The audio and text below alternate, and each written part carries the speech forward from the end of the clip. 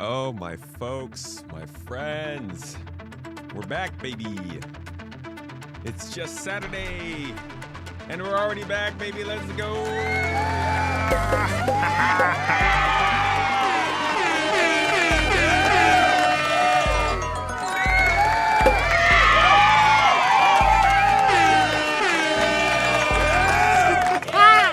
Yeah! What's up? Hello, everybody. Welcome back. Welcome to Saturday. Welcome to, I hope your week was good because I'm about to make it a whole lot worse.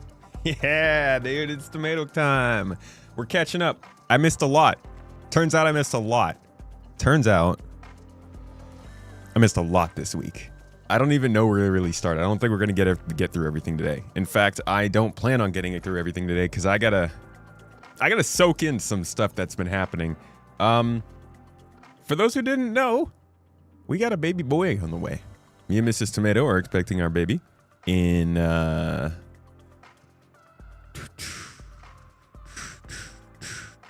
3 months? August, actually. Sorry, I was reading chat a little bit. And so we went on our little baby moon. You know, little last trip, little last time to get away before the baby comes back and constantly asks us to just talk about Star Citizen. So we had to get away because that's all babies talk about, right? That's totally not what we're going to indoctrinate him with at all. So we drove down to lovely San Diego, and we had a little couple days out there with some beach weather. I don't know if I'd say beach weather. Maybe beach atmosphere. The weather was it was like just barely beach weather. It was warm enough that we wanted to go out and lay out on the beach, but then the breeze was cold enough that you were like, oh, okay, this is nice. so like the fun was there, and it was a good time. We actually really enjoyed our time.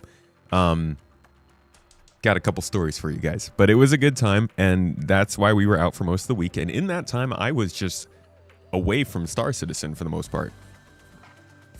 You ask Mrs. Tomato, obviously, it's hard to get completely away, but I was away enough that I didn't see everything that was going on, tied in enough to see that a lot did go on. So we're going to work through that today. We're going to talk about some stuff that's going on with Invictus 4.8 incoming. Got patch notes for the latest PTU. We've got a lot of feedback threads. I really just want to go through the feedback and see what people are saying, since I haven't even been in the Invictus. I haven't been in PTU. I think 4.8's been available to play for at least 8 days. I haven't touched it, so I'm very behind.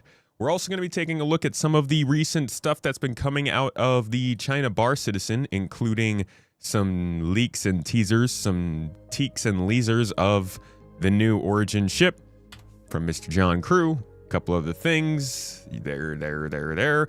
It's like I said, there's been stuff going on. So if you want to get caught up, stick around. And if we do have the time, we're also going to jump into some tactical strike groups. Maybe. If we have the time. We'll see. Also, if you're a supporter, after all that's done, in like 3-ish hours maybe, I will be joined by 10 Pound 42. And we're going to be having a nice little chat. A good old classic launch sequence. Tomato and 10 Pound. We're going to talk about, honestly, all the stuff that we're going to talk about on the stream today. Everything that I missed. What's coming up in 4.8. What looks like it's coming up in 4.9. Oh, yeah. That's right. We have all of the notes. Courtesy of Nameless. Summarized by one. I don't know which channel actually that was. Summarized by my man Hater. Good man put together a big summary of the Star Citizen Bar Citizen over in China that has some interesting information come out of it, as it does. So we're going to go over that today too. That's actually probably the first thing we're going to cover. But yeah, we're going to draw the giveaway winner first. We got a whole B giveaway. Somebody asked about the baby giveaway. I thought we had ended that. I think we had received a letter from the FBI about that one. Maybe we should consider It wasn't that we had to stop. I think they just wanted like a cut of the profits. I told them we can't do it. California law, you know? Sorry, dude. The accidental addition of the Javelin in Evo testing. There's that too. Ooh. Sneezed. Podcast is at 1-ish. 15. Yeah, I was going to join you guys, PK. I was going to come cause some trouble. It sounded like things were going a little bit too well. Thought I'd jump in. Florida, it's always beach weather. I lived in Florida for a bit. That's actually where me and Mrs. T met. We actually, I don't think ever went to the beach in that time. Unfortunately. I do love winter months in Florida. It's very nice. It's like you get that nice, not so humid weather, and it's nice and cool in the morning. Yeah, giveaway, dude. We're giving away a whole bee. We have been for the last month, and that ended while we were gone. So it's time to pull the winner. Mrs. T is probably getting ready to come in with the laptop, and we're going to see who won. Finally. And then we're going to start a new giveaway when we meet our goals. That's my favorite part because I think I've got some good news for you guys this month. But we'll see. We'll see by the end of the month. And that might mean more fun for the giveaways and more interesting things to do. The accidental addition of the Javelin in Evo testing, but the not accidental addition of the F8A. Also interesting. They're going all out. It looks like there's going to be more ship sales than I even thought. I put out a video like a month ago about how there was going to be a bunch of ship sales and the next 10 weeks are going to be wild. And it looks like they're going to be more wild than I thought. Interesting. It's your last day of driving for your move to Sacramento. Like you drove for multiple days to get there, or you had to go back and forth. Either way, congratulations. Moving is rough. That must feel really nice to be finishing up. Oh, we got a winner. We got a chicken dinner and a winner. Mr. Remix.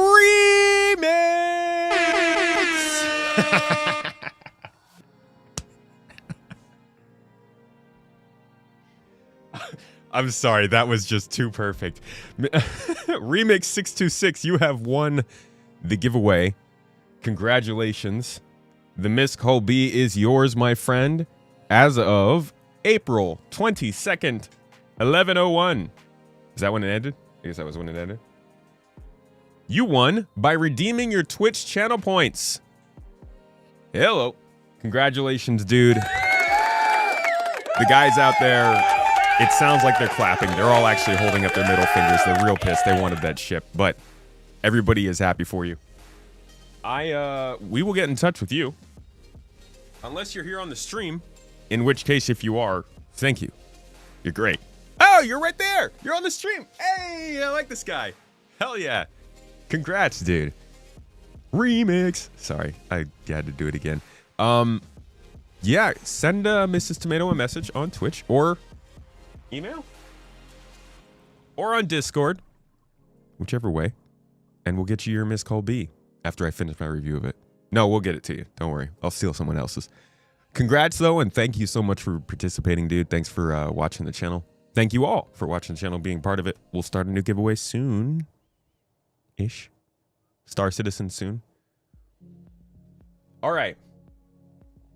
Before we get started, I have a story. It's a fun story. I had to tell him about the beach. Tell them about the restaurant. The restaurant? Oh, oh, that's an easy, fun story. Yeah, I'm usually pretty good at like directions and getting us to places and you know, going to the right place. While we were down at the restaurant or at the vacation, I was walking us to a restaurant. It's like a Mexican restaurant, pretty nice place, Miguel's Cocina. You know, it's not like you're not going down into the deep depths of La Jolla and getting like the absolute pinnacle of Mexican food. But it's good Mexican food for Coronado, I would say. And so we were walking around looking for it, and it's like it's kind of down an alleyway. So it's a little bit hidden, but the sign is on the street.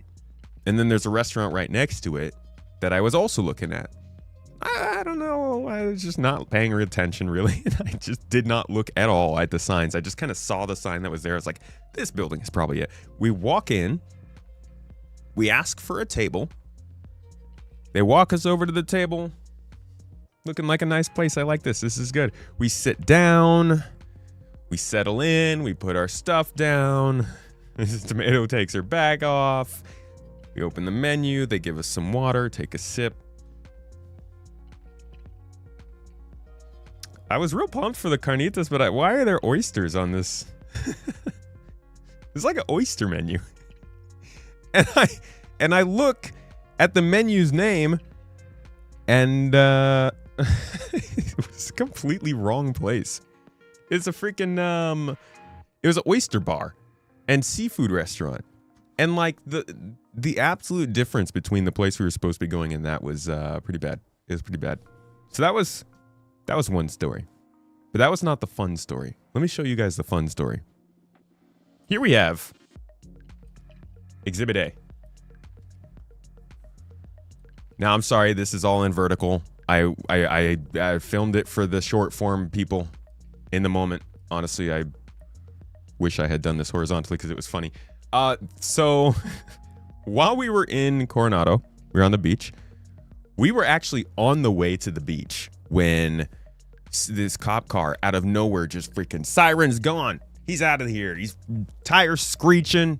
Somebody lost their shoes. A baby was crying. Cop was flying. And we're like, okay, that was cool. Good for you. We kept going our way and kind of realized we were going the same way he was going. So we turned down the street. We get going close to the beach, probably like, I don't know, 100 meters from the beach. And we realize he's joined by a lot of other cops. And then as we're kind of slowly approaching, 2 more motorcycle police come flying by. And like, they're intense. I don't remember if they had their guns out. I cannot remember I don't think they had their guns out, but they were running. I was like, dude, we just wanted to go relax on the beach. To be honest, I never found out what happened there. I tried to find it on the news last night. I could not figure it out. But during that time, when we finally did get to the beach, on the other side of the beach, there was this guy. This guy, I don't know where he was going or what he was doing, but he got stuck in the sand.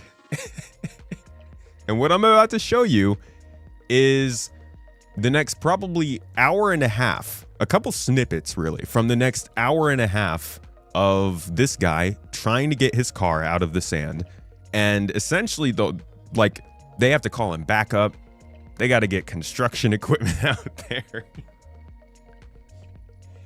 Oh, it was just not a good time for my dude, but at least he got to enjoy the nice weather on the beach. It was a good day out there. So let's watch this unfold. I don't even have to commentate because you're going to hear me doing it the whole time. Oh, that audio is terrible. All right. The audio is terrible, so I'm going to go ahead and narrate it myself. He was stuck in the sand, and what you can't see here is he just kind of has the tire spinning. And he's literally just pushing it. just pushing. And this is where I was talking about over here. This is where like the actual hubbub was going on. The fire truck is there. You can see there were a couple of the cop cars. Like something big was happening here. This guy, though, as you can see, is like half a mile down the beach over here. Driving in the other direction. And he's kind of looking. He's like, hey, oh, God. He was trying not to look. He's trying to look pretty natural. Because there was really nothing he could do. Eventually, another guy showed up. Another cop truck showed up. And at this point, this guy had an audience. You can see there were literally people. This guy just sat here and was watching. Can you imagine having just like this miserable day of work and you're stuck. There's nothing you can do, and people are just setting up camp to watch your struggles. So they got the rope, right? They got the band, and they tied it up together. And they tried, yes, they tried to pull it out that way, but it only you can see the sand's just spinning off the tire. Just dug it in deeper. Got absolutely nowhere. This was probably, I want to say, like 45, 50 minutes in at this point. And I think at this point they realized, okay, we're going to have to call in some more help. But actually at this point, the lifeguard showed up. And I feel like this was a flex. I don't even think he was looking to help. I think he was kind of just like, you guys need some? You got something wrong? Huh?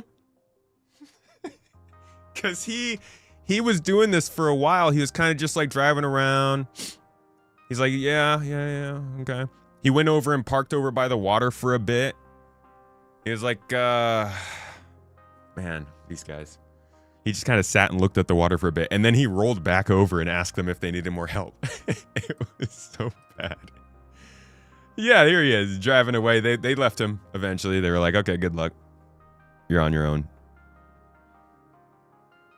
He was trying to put the freaking life raft thing under the wheels to get some traction. It was rough. Eventually they brought in the big boys. And you can see my dude is still sitting. He's got his legs crossed. He's just chilling. Oh my God, it's cinema. It was an entertaining day. We also got to see planes flying over and stuff. Eventually he got out.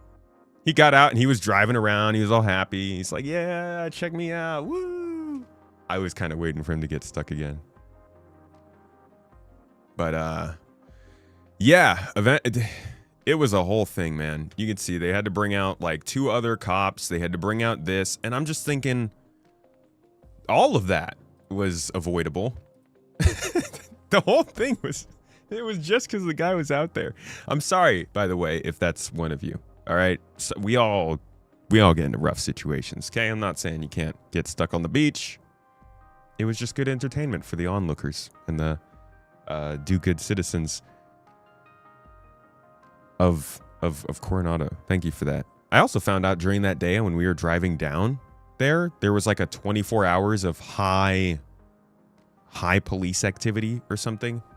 So 24 hours of CHP crackdown or something like that. And they made like, let's see.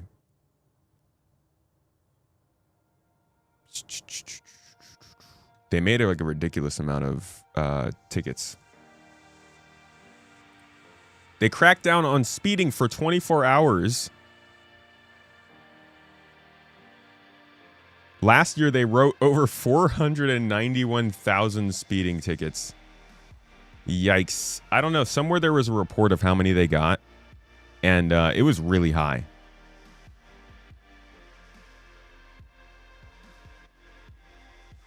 And we were driving down and I kept seeing a ton of cops. We thought it was because they were just doing a good job. Turns out it was a special day. Now we know we won't get help from Tomato if he gets stuck in the sand at the beach. Hey, I love digging in sand. Mrs. Tomato even more so. Okay, you're going to get help from us. I'm just going to take a couple of videos first. If you're not in any danger. If you're going to drown, then I'll just take a picture. Then I'll help. If you get your car stuck at the beach, you have no one to blame but yourself and deserve to be stuck. See, now there's an approach. There's Lurch for you. A special we need money day. Yeah, I guess it all comes back around, huh? Yeah, like, yeah, we couldn't get out of the sand, eh? We got to do some fundraising. Your police were cracking down on speeding too. Maybe May 1st is crackdown on speeding day. For us, it was April 28th, I believe. All right. There's my stories. Well, we'll have a couple more come out over time, but I won't, it's been a little while. We did our introductory yapping. You guys know I need to get it out of my system before we actually talk about Star Citizen. Appreciate you coming in. Good to see you. Twitch fam, the dancers, Walgrit, Lurch Lord, Mr. Maverick, PK, Brigadier, Yui. Good to see you all. Welcome in. Citizen in Game, Radium, Dag Dog, Mr. Avocado. Love to see it. Grim, good to see you, dude. Valis, welcome in. Hope y'all had an okay, passable week without me. I mean, as good as it can be. I'm glad to be back, and your weekend can be great now. You have permission. But I hope your weekdays had something going for him. Koino Yumi, welcome in. And Fola, dude, I saw you on YouTube. Fresh and freaking early. Favorite name to see on YouTube, and I think is it Patrick? Is that Patrick Star in your picture? That's what I always think of it as. Thank you for coming in. You're just this like is a your guy captain freaking speaking. Patrick Tomato Stars. will be with you shortly. Occasionally clowning on me. We go back. Me and the Star met at Monterey Bay Aquarium. Kicked it like brothers. Hey, morphology. Good time to come in. Hello, everybody. Yeah, the kids are excited. Even the dudes. Come on, guys. Give them one. Give them one. Yeah, let them up. Morphologist. Welcome in, dude. Coming in with the Raid and Fate. I appreciate you dropping in with your folks. We'll make sure to keep them nice and cozy and happy and entertained. You had a night in the Gold Hammerhead. It was nice. That's what I like to hear. Hell yeah. You guys know how good it makes me feel when Morph comes in and says he had a good time in Star Citizen? That's not a dig at all, okay? Morphologist content brought me into this game in a big way, and it has been an absolute dream being able to make content beside him over the last several years, and I have felt bad that he's not been able to enjoy the game as much as I could feel through his content that brought me in. So when you can come in here and say that you enjoyed it, dude, I love to hear it. Glad to hear it. Thanks for coming in. What were we talking about? Patrick Star. Oh, I was saying hi to everybody. So you guys came in at the perfect time. Did this guy just fart in the cockpit? Okay. Sure. Some people do. Let's see. Where did I lose track of chat? Heliodor. What's up? How you doing? It's been weird without Mr. Thank Chair. you. Thank you very much. Are you clowning on me standing, dude? I'm trying to be healthy. All right, looking out for my calves. Walgrit. I swear we're gonna get started. I promise. Walgrit though, dropping 5 subs on Twitch. That's Toes Gang Energy. You know what that means.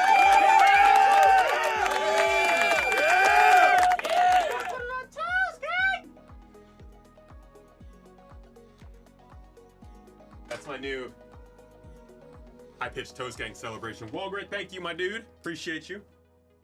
Hope you've been having a, like I said, a kind of lovely week. As lovely as it can be. Northern Tech Hermit, I appreciate you with your sub. 24 months supporting the stream. Thanks, man.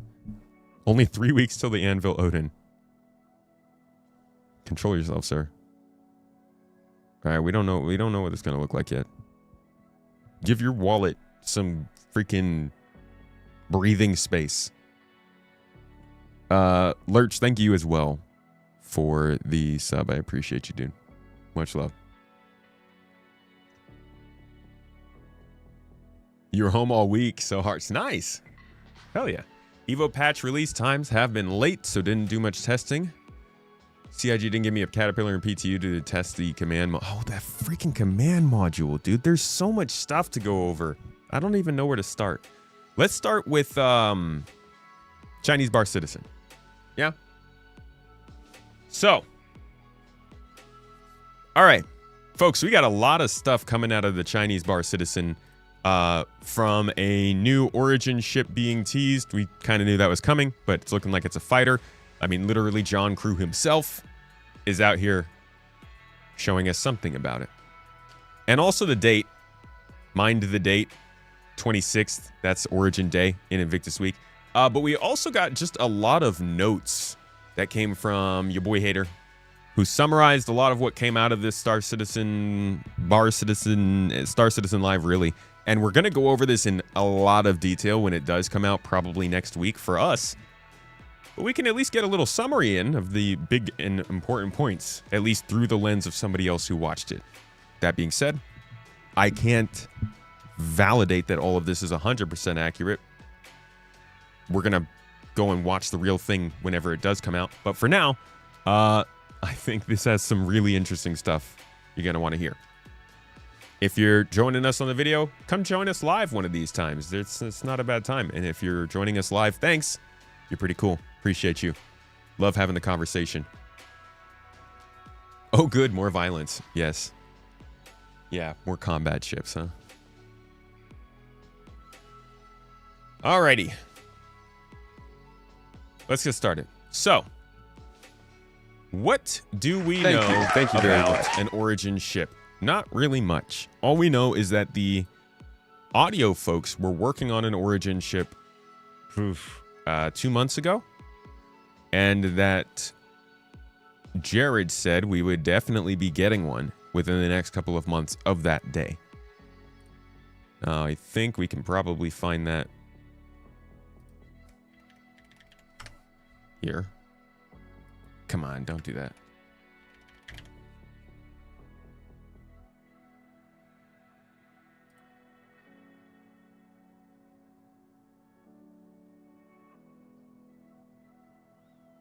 All right, let's check this out.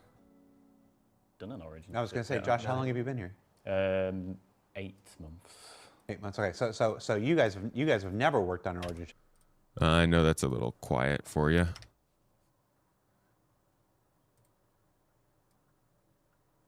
I need to just get this plugin on my other browser. I don't know why I don't just do that. You're gonna get one in a couple months. Oh, there it is. Hold on, let's go back. Oh my God. Just game. Thank you very much. Okay, hold up. Oh, wait. Oh, hey, PK. God, come on, man. You can't overwhelm me like this.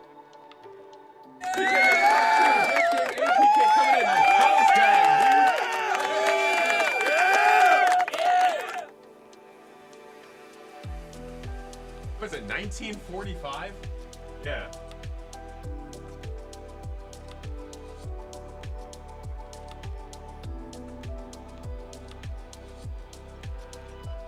God damn!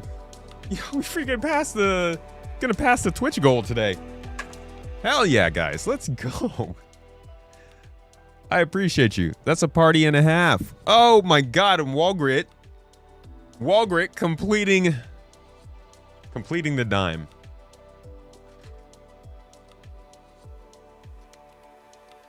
I'll give you one for that. I appreciate it, man. Thank you for keeping it possible, guys. Thank you for the support. So we got this on Origin ships. Again, this is February 22nd, 26th. I don't know how I just read 26 and said 22nd, but there it is. It's the 26th of February, which at this point is more than 2 months ago. The Drake Plus shit. Guys. That Yeah, one's fun. it's.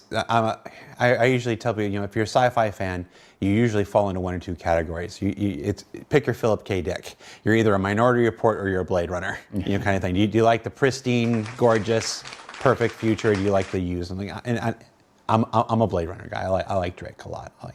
Yeah. Same. But I mean, a really nice Origin ship would be appreciated. Mm-hmm. And we're gonna get one in a couple months. All right, video couldn't keep up there, but we got the audio.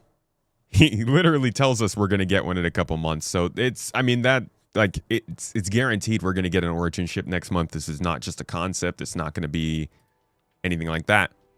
I do think this is a straight to flyable from Origin. Looks like a heavy fighter. They're calling it the M80.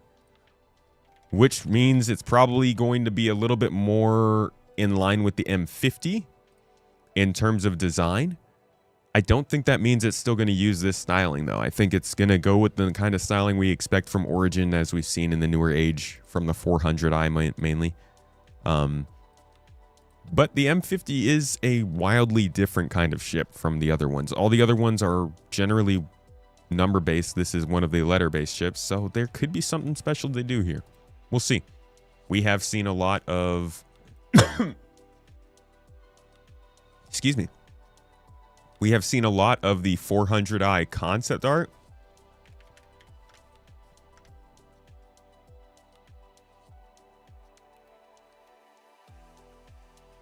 I don't remember where exactly.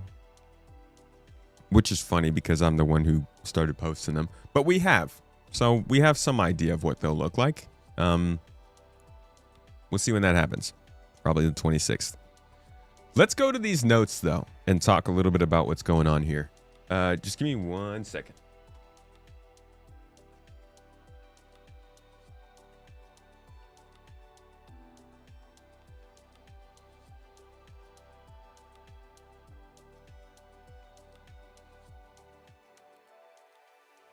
Alrighty. There is a hype train going on Twitch. Anonymous. Anonymous is such a homie, dude. Funny enough, Anonymous was one of the top folks on Toe's gang last quarter, but since Anonymous, we can't. You see the problem there. Appreciate you though. You're great.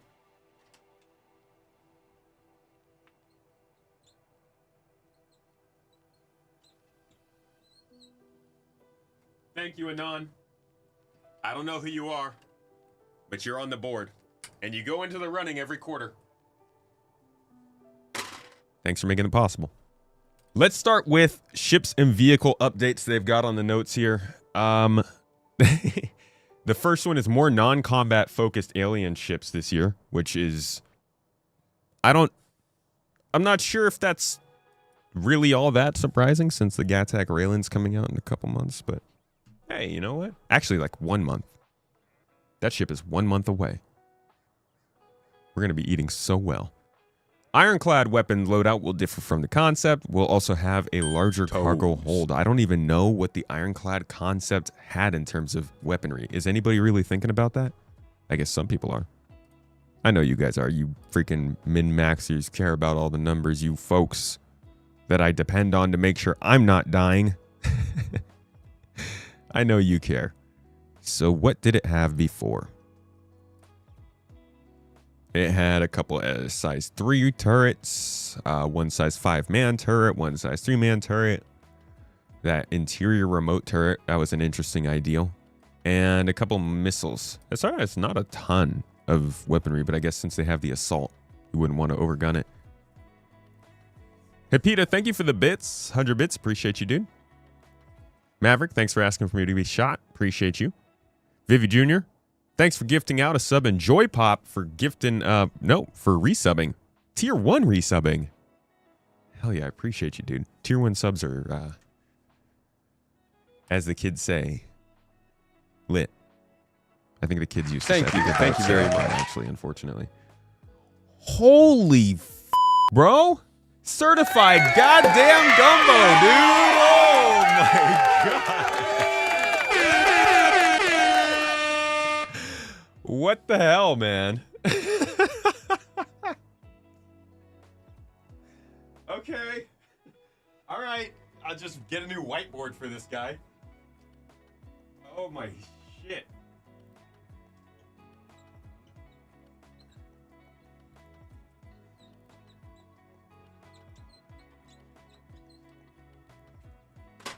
Whoop. Just never gonna get through my notes. Gumbo just gifted out 50 subs, dude. 50 months, 50 subs. My guy. Thank you. Seriously, thank you so much. Brigadier, you as well. Thanks for gifting out the sub. So the Ironclad's weaponry, okay, it changed. I think that's going to matter more when it actually comes out. Kraken is also confirmed to be non-modular. Dragonfly Bay was moved downstairs and connects to the cargo hold. I'm going to kind of skip the ones that I don't really care that much about here because honestly, I don't want to make this a whole video thing. I kind of just want to cover the ones that I think are mainly worth highlighting from my perspective. You guys can go and search for this stuff more yourself. So the main things that I thought were pretty interesting here are gaps in the ship matrix will be filled so players have manufacturer options across all roles. This is something that they have said multiple times, but needs reiterating because people sometimes ask, what's the plan with the ships? I think this both frustrates and pleases people. I think there are plenty of people who can kind of tell where we're headed. Let's be very clear here, guys. We are at the point in Star Citizen's development when if CIG is making a new... If CIG is reworking a ship, they're gonna make another ship along with it. Not even reworking. If they're gold standard updating a ship. If CIG is going back to an old ship and they're renewing it to new standards, they're gonna make another ship built off that chassis. That's what they're starting to prove to us. They did it with the Mantis. They did it with the Saber. They did it with the Valkyrie and the Terrapin and the Prowler. They're doing it with the Hammerhead. It's just how it happens. So that's just where we're at. They're going to make a lot of ships for this game. I don't think that's a bad thing because a lot of ships means variety. And I think anybody who kind of looks at the ships coming out and is thinking to themselves, well, why make that ship? Well, I would just use this other ship. Should remember that that's good. That's what we want. We want people using different ships that do the same thing because that gives us some natural variety. The problem is where balance comes in, and if they're able to balance and support all those ships, which is the bad side. So I can see how both sides of the crowd might be unhappy about that or happy about it. But I think it's just important to know we're going to see a lot more ships coming out that do fill all those different roles in the game, from solo to multi-crew. All right, another thing near here. Suit lockers are actively being worked on. Prototypes already running to retrofit into older ships. Suit lockers being worked on is a big deal. This is... I've been covering this one for a long time, and they have been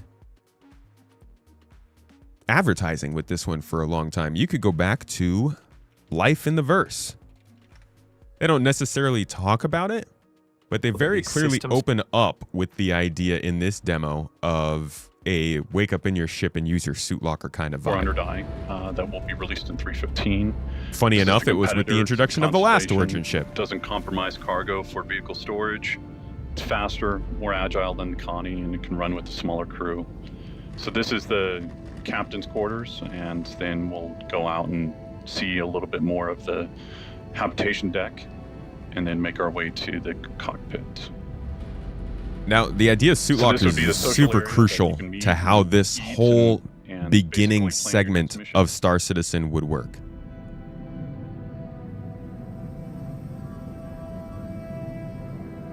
And then from here, we'll go to the cockpit. No?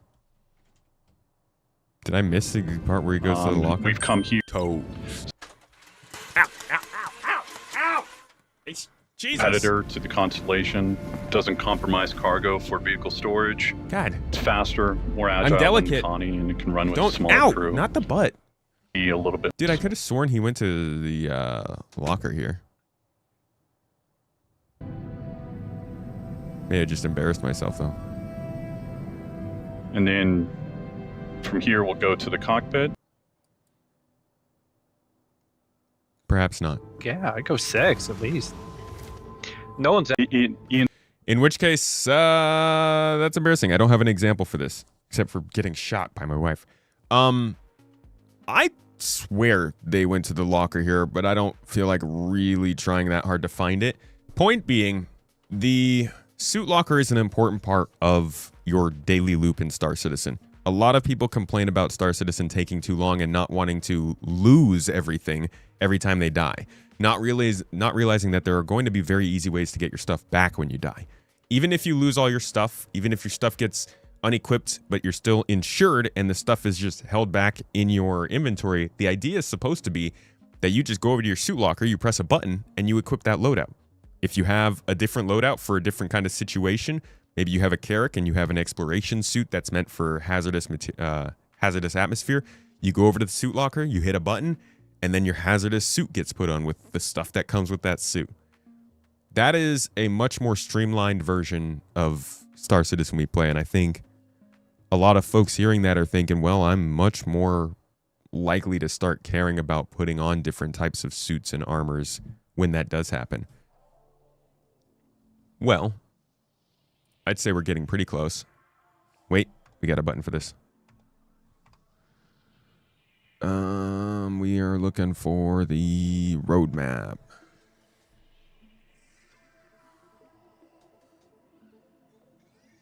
So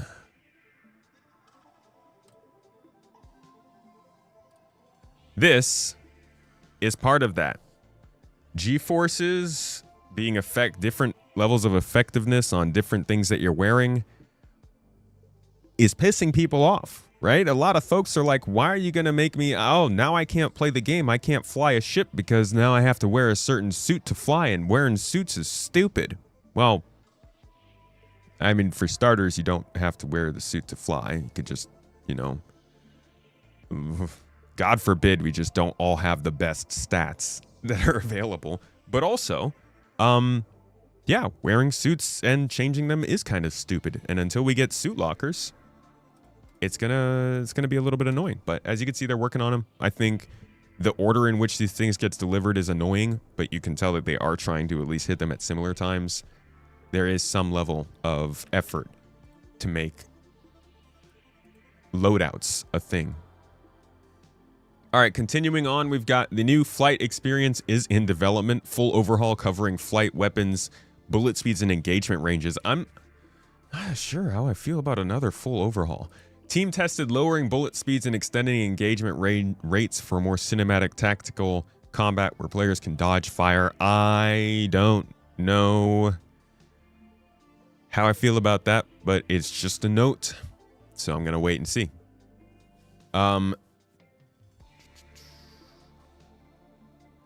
Light, medium, and heavy fighters are being reworked to have distinct identities.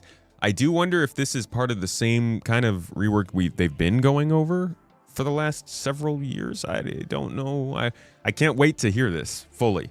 Again, these are just notes. Anything that we're hearing here, I would take with a grain of salt, and I would kind of just take and keep in mind for next week, because I don't know how this news is being delivered. And it could come a lot differently than the way that these are being written out. We'll see. Ship classes should not be a linear progression. A player can stay in a light fighter their entire career. That's good to hear, to be honest. Ship classes should definitely not be anywhere near the main progression of the game. I mean, I guess they're involved in the progression. But if you're going to be selling ships, then you got to make sure that you're allowing people to get end game content in the cheapest of ships. Dex Sean, thanks for the sub, bro. Appreciate you, man. Yeah, lowering projectile speed is a choice. I'm guessing that's related to, I think that's related to network stuff. That's really rough. Yeah, they say here, missile unreliability is largely a network issue. Goal is to slow them down and replace binary countermeasures with maneuver-based dodging. Bro, that just makes me think of like shunting your ship off to the side with jets. I know they're not going to do that. That would be insane. But I'm wondering what that's going to turn into, what that's going to look like. We shall see. Missiles and torpedoes use a similar flight model as ships do and are affected by atmosphere. We know that they use IFCS. Okay, here's a big one. The current armor system is a placeholder for Maelstrom, which will replace health pools with physical material simulation. Current armor tuning is groundwork for that. This is a big one people have been saying. Do a barrel roll. Holy crap, you're right. The freaking Star Fox 64 barrel roll thing. This is a big ol' one. This is a big thing that was coming out when they started to implement the armor stuff that they were bringing into ships in 4.7, I think it was. I want to say 4.7. Was that you? Hello? I don't know if they even added it to the roadmap. I don't think they did. It was kind of in with engineering, though, the armor stuff that they've been doing. It is nowhere near the full thing. For those of you who went through some of the same gut-wrenching statics classes that I did, you will be happy to hear that they're going to be using counter-levered beams as static force representations on just about everything. Not everything. Everything ship and like player created rules in the game, I guess you could say. Let me show you.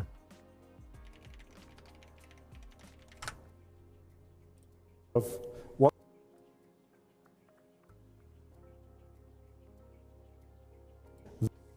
a Check this out. breakable things break apart. So the idea, imagine Battlefield Bad Company, but across the whole game, at least across like buildings and ships. I don't know how much they're going to have to dumb this down to make this work, because I do think they are network related. This is insane. But this is how they want to do physically destructible environments in ships. And which item might be affected as well. So a power plant will cease to emit power or implode, explode. A weapon will cease to fire, and so on. To make things break apart, we create what we call breakable clusters. A breakable cluster is a set of physical geometry, the visual geometry, and the entities on top that can break off. Between breakable clusters, we create abstract cantilever beams to be able to model stress and strain. I'll go into more detail in that in a bit. Breakable clusters are hierarchical. They mirror the hierarchy of all attached entities involved. They also embed the hierarchy of all animated joints. And they also embed the hierarchy of all physical geometries. They essentially represent a ground truth of the entire hierarchy necessary to perform all our goals for Maelstrom. This image is showing a breakable cluster graph of the Gladius. I'd like to show one more video of Maelstrom before we continue.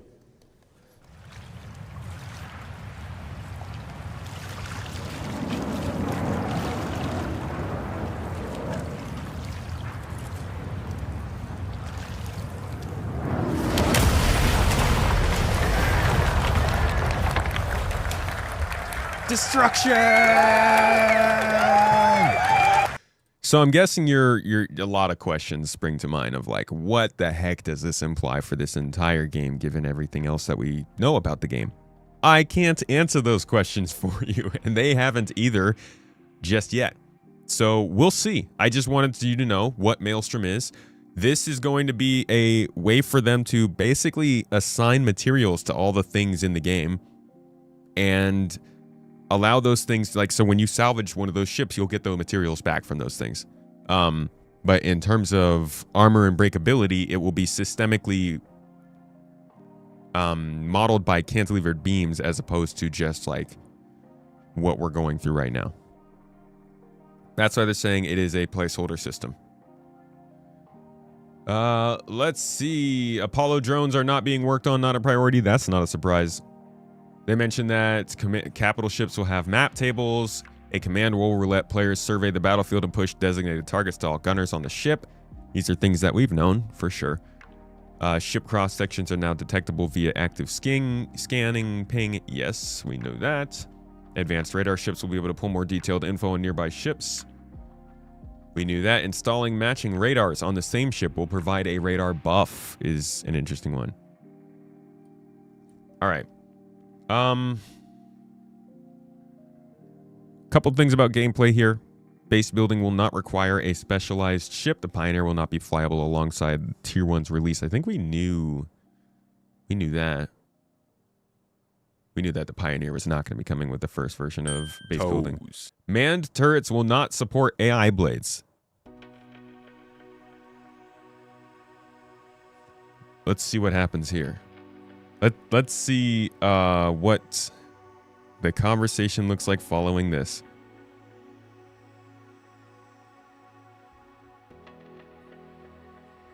I don't have much to say, to be honest. Damaged turrets can be repaired from inside of the ship as long as they are not destroyed. That makes sense. Auto cargo loading at major ports is still planned. Did they ever never say for sure that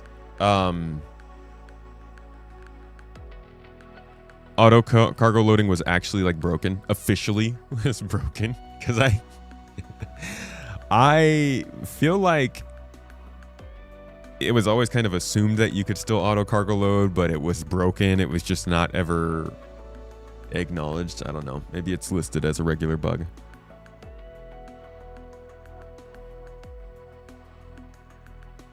Manned turret should not exist past 2030. 2030, bro.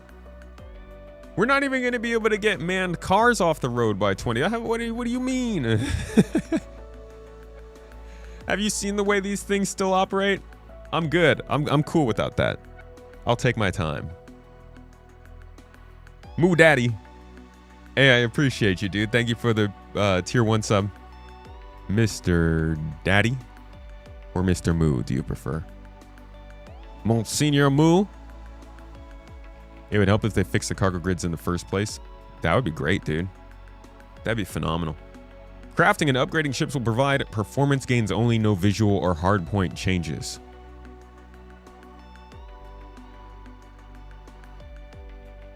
Okay. I would love then to hear what how they're gonna allow us to make paints.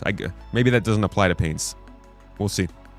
We will have that updated at some point, or I guess whenever this comes to us, hopefully next week, we'll have probably more information on that.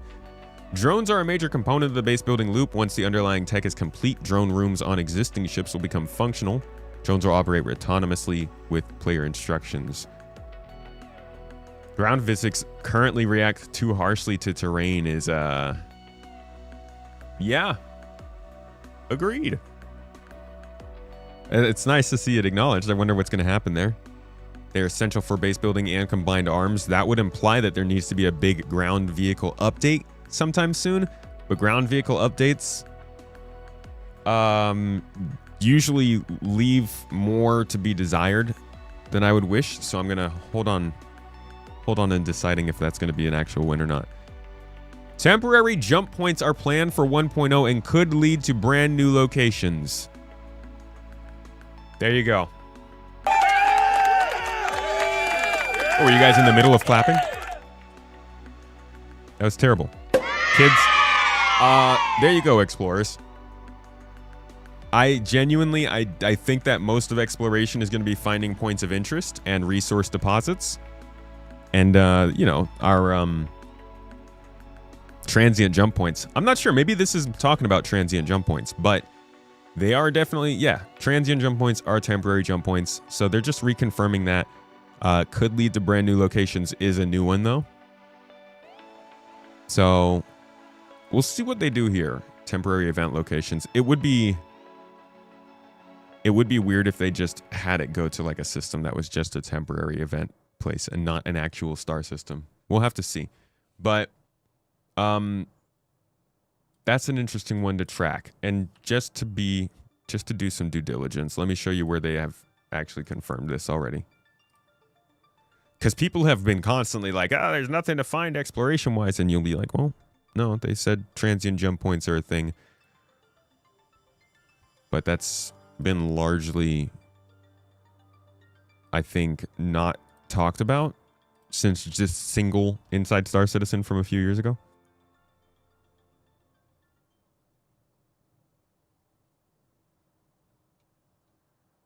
Are more ethereal. Transient jump points are more ethereal. First you have to find them, and once you've found them, you don't know where they go.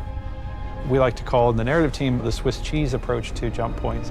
which are smaller access points to the main tunnel, those will still be restricted by small, medium, and large. So basically, it opens up opportunities for smaller ships to kind of sneak their way through.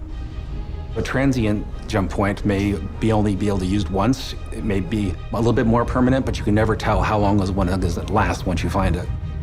If people are looking to avoid scrutiny, we'll look for these sort of side routes to get into the jump point to bypass, security or customs or stuff like that. So they kind of explained it as a way to smuggle, a way to get around the main point, but still a way to follow that same jump point. If this is true, and we'll confirm this next week or whenever this episode comes out, the fact it could lead to new locations is new information. That'd be interesting. They've confirmed here stellar storms, solar flares, mass ejections, this stuff that was supposed to make Pyro more dangerous. That's good to see, because we've been like, Pyro, hello. You there? Underwater exploration is planned, but not in the near future. I think we knew this. I don't remember why. There must have been some point that it was said. I can't remember why. Economy-focused updates are coming in the next few months. This can mean a lot of different things. I think the biggest thing most people are wondering about is where the heck is StarSim?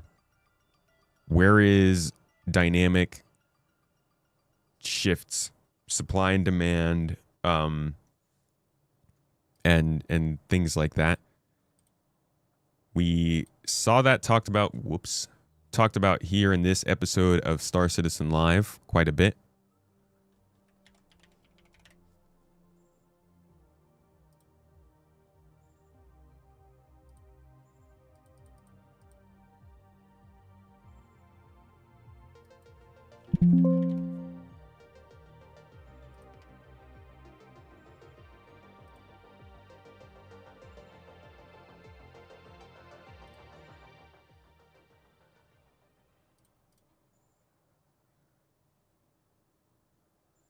So this is from June of 2024. This is really the last time they talked in much detail about how the economy was going to work in the future. That basically robo Yoritz me. So all of this, the Miro that I've shown you earlier, all of this whole rule set of what needs to go where, that system can be automated somewhere in the future, and then when that system hooks into there's there. many working parts to the back end systems, which are variously called Quantum or StarSim or whatever they're called. And just like Jared said, this is an illustration of our intent. It's not the final working system. Well, we will be trying to plug in, and we're going to get you a second computer, and we'll be trying to play this mission next week and actually show you live one of the new cargo missions that you'll be playing in 324. Vengeance is Mine. So this was all introduced back around when 324 was coming in, and as he was saying, the cargo missions were coming online. That was the first real touch to the economy they actually did, was the cargo missions. And I know it doesn't feel to a lot of people like there is a huge overarching economy, but it's definitely, they are doing work, and these missions are based off of that, and they're building on it. It's just a matter of, you can't feel it in the sandbox so much. We need to know how to fly Dock and Quantum. Yeah, that would be preferable. And yeah, if you're gonna mission do rewards are missions. pretty bad. All right, so That's it says true. Easy mission. Okay. There will be a whole range for other ones as well. Yeah, absolutely. Yeah, they're going to go all the way up to the top. This is also one of those times I'm going to rely on chat to remind people of this throughout the show. This is a simple front end created to start a conversation, to have this with you and stuff. Obviously, Quantum's still in development. The stuff gets automated and stuff when all the variables go. But tools like this are great to check our answers. Basically, you do it here in a simplified, where all design. Yeah, I mentioned a lot that Quantum was being. As far as what the actual numbers. Hey, don't test me. Quantum, don't start. That's a thing that, quite honestly, will always be in flux. You know, and anybody who's worked on an MMO in the past, anybody who's played an MMO for several years will tell you that an economy is an ever-changing, ever-fluctuating thing. And at the scale that we're attempting to simulate across multiple star systems and stuff, it will be here too. So whatever that number reads today will not be what that number is however many weeks or months after that, will not be however it is however many weeks or months after that. That is... There's actually one more... There's one more video I actually want to show you guys of... I don't know. I don't even remember what video it is. It might be this one.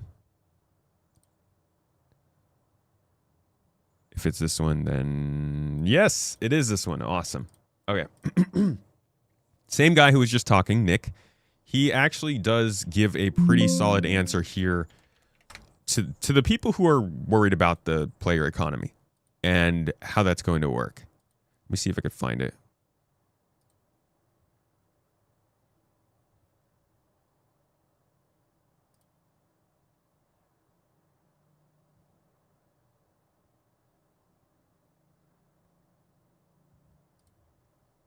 All right.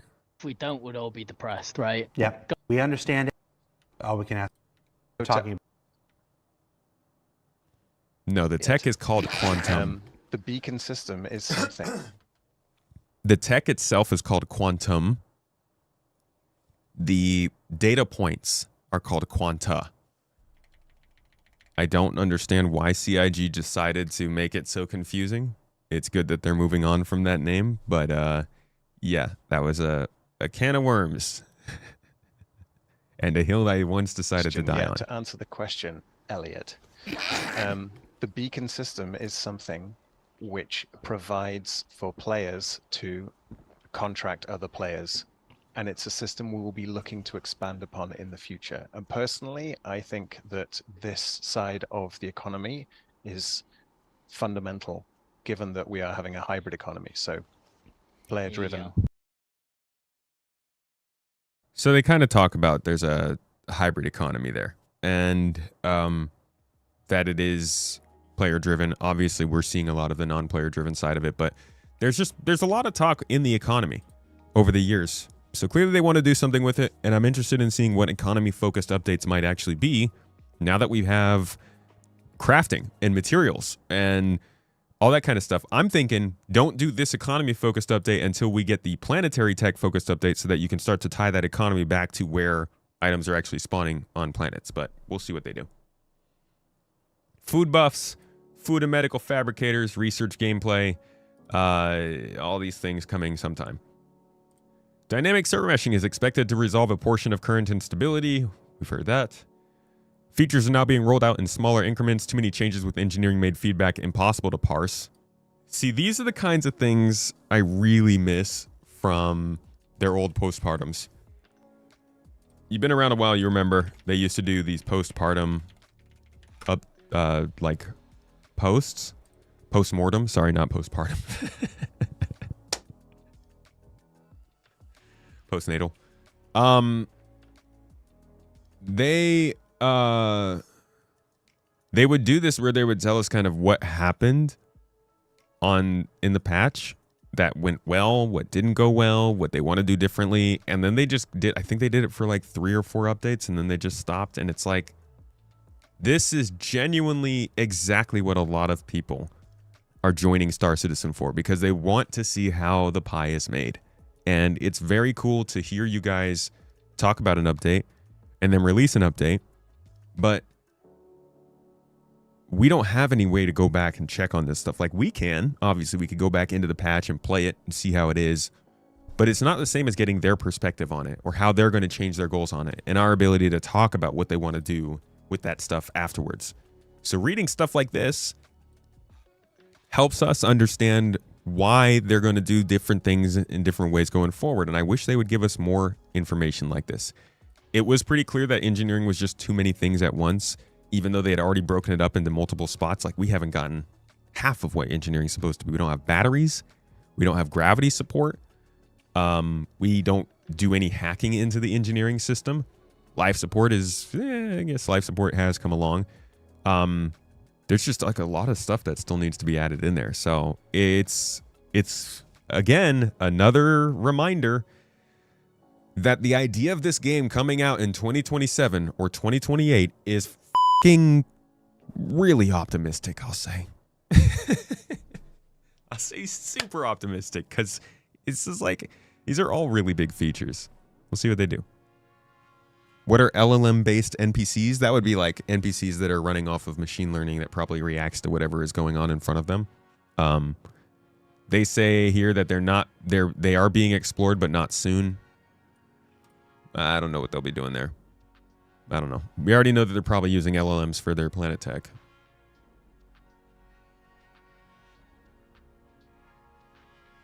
Voice is on fire today, sounding amazing. Thank you.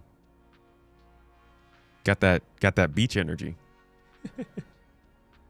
Quanta was OG presented as the econ sim, but there are so many systems. CIG come to talk about the overarching systems rather than the subsystems, so Star Sim, Genesis, and so on.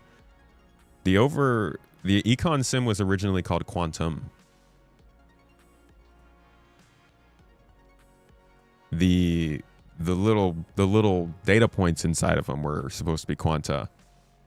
That's per Tony's words. Tony was very, very, very clear about that. Gamepad support needs a full rework, including UI for the PU. Squadron improvements will be ported to the PU. It better be working it for the freaking Squadron already. I can't wait till the gamepad works reliably. I love playing on a gamepad. Sue me for it. It's comfy. I like it. Let's see. Many combat and vehicle features were built for Squadron 42 first. Porting them to the PU is significantly more complex due to its MMO nature. That is... See, it all sounded real nice over the years of like... This is what happened in 2023. You guys remember CitizenCon 2023? In fact, I could go to Woo Club. My dude did his little list here. I don't remember the last time he updated this. I think maybe he says it.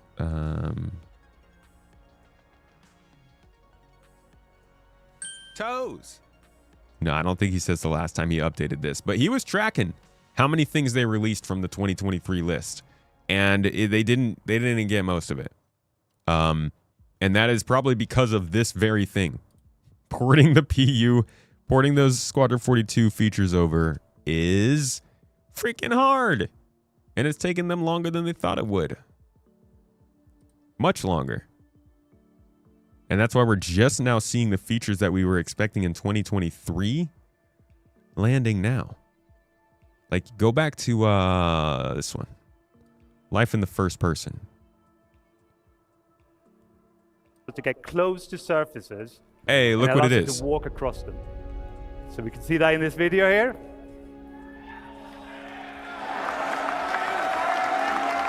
Okay. There's probably some more. Let's just jump through.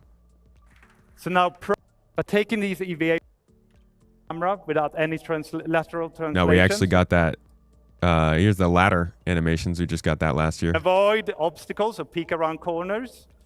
And this all got a full new animation set. It looks amazing, especially with all this beautiful star cloth.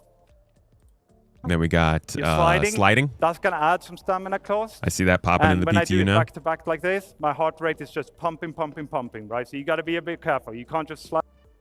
You see we got radiation last year. To this active status system. And we need to look at the bottom left here. So in the middle, you got the amount of radiation that being pushed on your body. If you have a directional source, it's based on your body surface and your distance to that source. So by going behind the cover, bet you we'll start to see some more wear and tear this year. Ladder stuff is still in fully. That's the thing, is like the parts that have been added in, I think, are still getting the actual good bits from Squadron. Dude, what the hell? Give me the better internet. At the right time, when the guy retreats, these... No, we were talking about... So the wear and geometry tear. isn't the only thing that... Gemini This pistol stuff. in the little window, and I worn one in I bet you we're going to see this popping into the PTUs sometime smoke soon. here because it's very worn, right? It's telling you, you know, it's time to get this one changed. And you should be able to hear the audio as well. So these kinds of things, we've been seeing this already. Again, it's nice to hear them talk about this stuff as a post-mortem because we can already see them. It's just good to like be able to match that with the actual word on the ground. We're adults, you know. I get delays. We get delays. Okay, it's gonna happen. The delay is gonna happen whether we know why it's happening or not. I just really, really wish we would hear more of that kind of stuff as it's happening, or at least within like short order afterward. A couple other things here. People asked questions about ships that they did not answer. But really, the information I just gave you was kind of the significant bits that I wanted to go over there.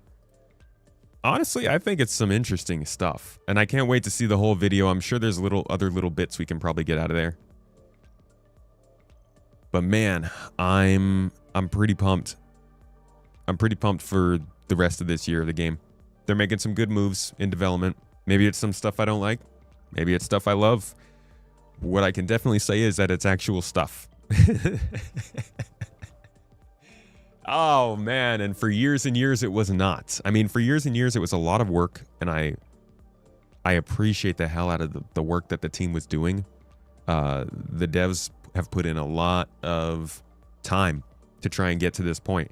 And the only reason we're seeing these features develop now is because they have put in so much time into the engine, into the foundation, into learning and building the documentation and building up their teams. And I love that. I appreciate them for that. But now we can finally see it landing in our hands, and that's really nice.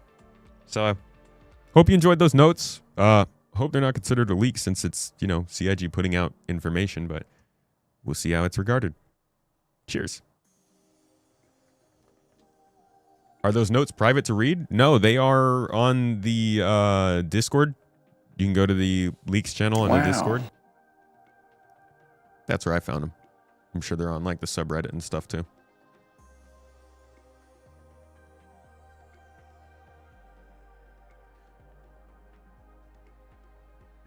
Where is the Squadron 42 release trailer?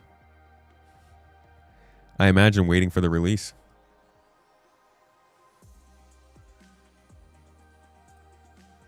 Okay, that is that's like, there's still so much to talk about. 4.8. 4.8 is an Evocati. Woo, we got to talk about refueling missions and capital ship hangar services, tactical strike groups, and Aegis Hammerhead Gold Standard, ship projectile velocities and armor penetration updates. Yeah, we got a whole Evocati PTU patch to talk about, and then we're gonna try and jump in if I have the time. Yeah, I think we'll just cover this and then we'll jump into the game. And if there's anything in particular I want to focus in on, we'll talk about that on Monday. So I actually have a couple days to like wrap my head around all this stuff. Let me just do a little bit of a file transfer over here. Probably going to slow it on the internet.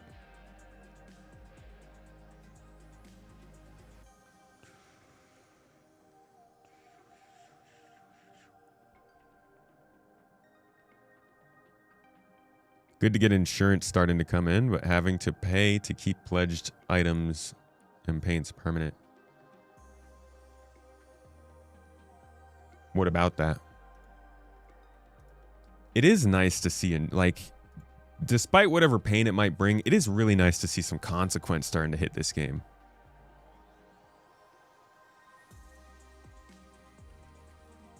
Toes.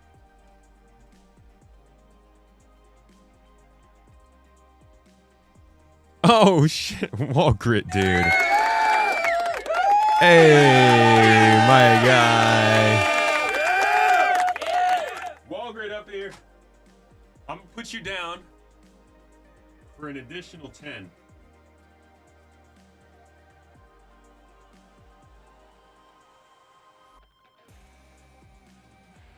Yeah, wall grit goes on the Toes Gang twice for that one. That's 20. I'm sorry. That's not 10.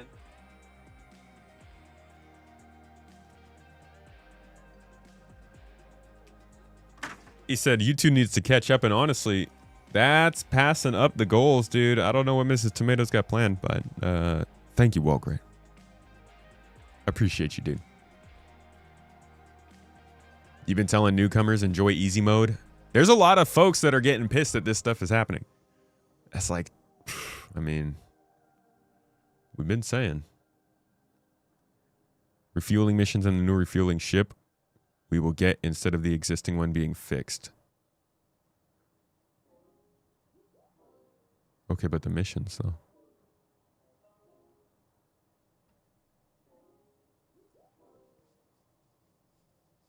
How was the baby moon? You were missed, but luckily had podcasts to keep you occupied.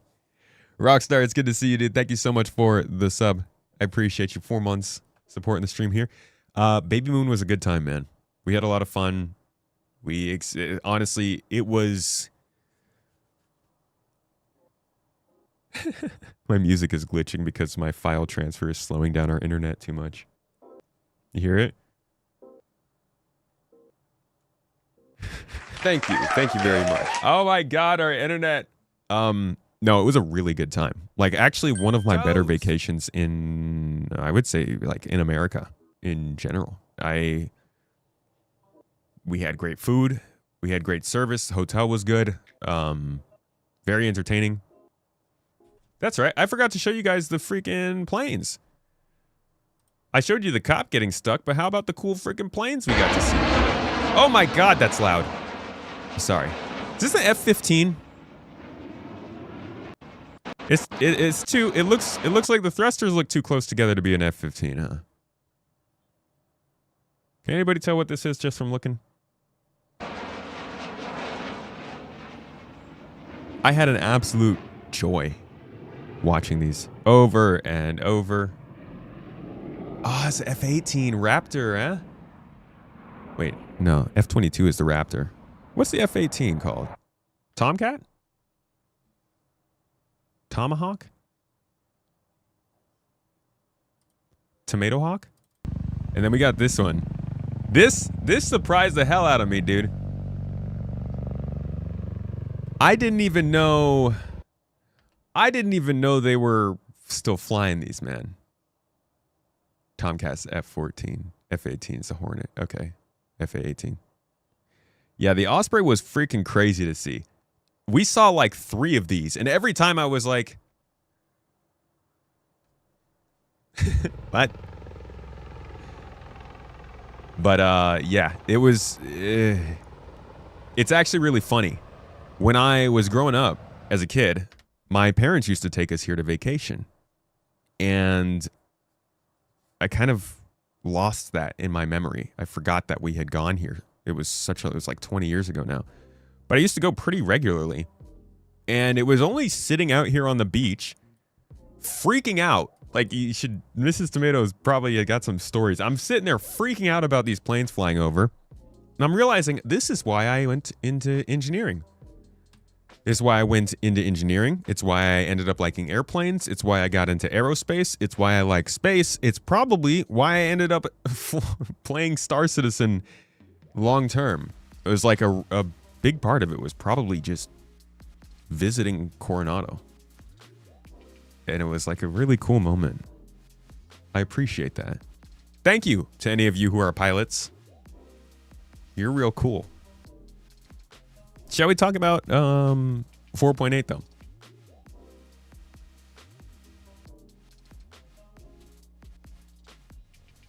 Yeah, I thought they had too many accidents with that thing as well. I was like, don't fly that over me, please. Nah, I trust you. I trust you guys. All right. Space Nerds. Alpha 4.8 is getting closer and closer to live. Probably in less than 2 weeks. I would say like May 12th, I'm guessing, is our go live day. But we'll see when it is. Either way, they've got some new stuff coming in. As you know, I've been gone all week, so I don't know what the heck's going on. This is just me getting back into the patch notes. We're going to get much more into the specifics as we get back into things on Monday. But for now, refueling missions are in. And it sounds like maybe you don't have to type into global chat to get refueled anymore. Can I just go back to that? You guys mind?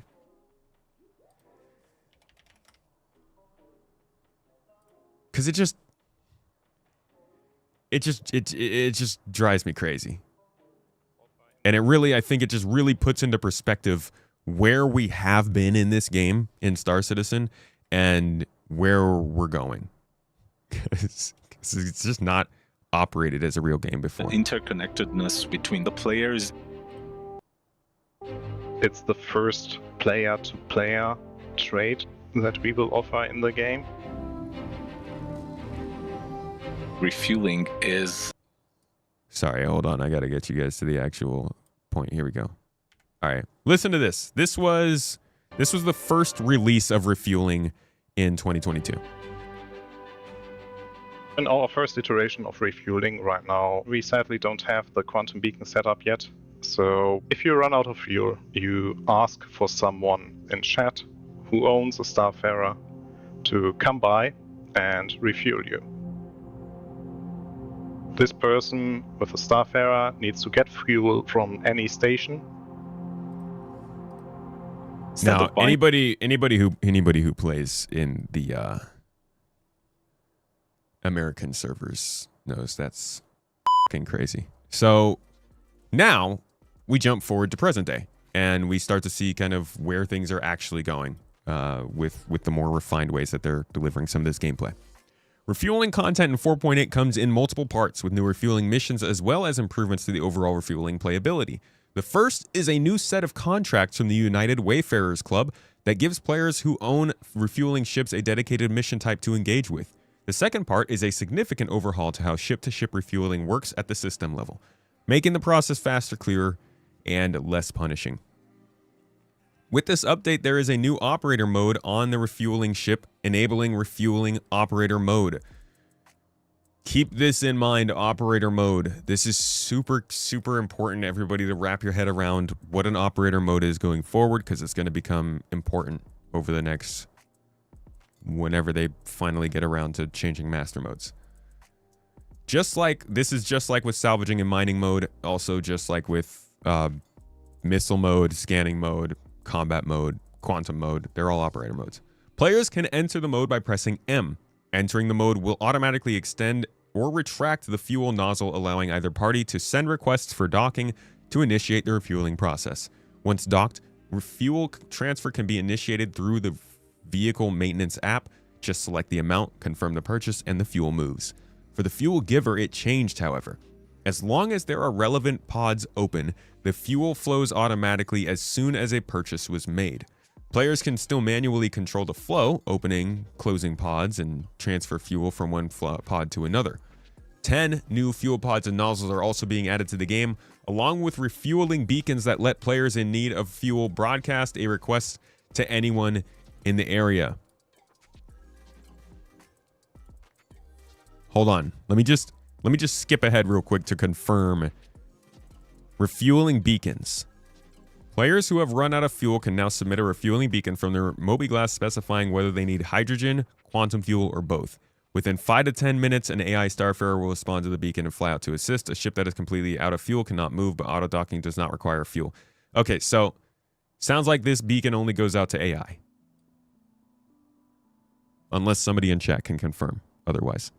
I was real excited that they had just gotten the beacon system in sneakily. Let me show you guys how significant the beacon system is, just to preempt my excitement if that does end up being the case.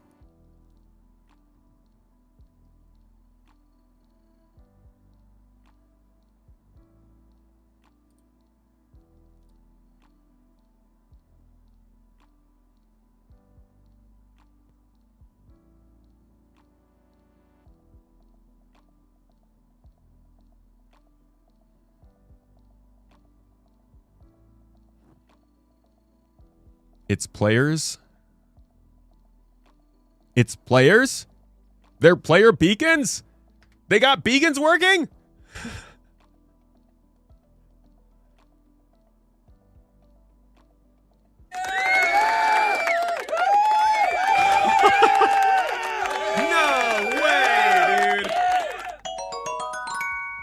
Get out of here. That's actually really significant.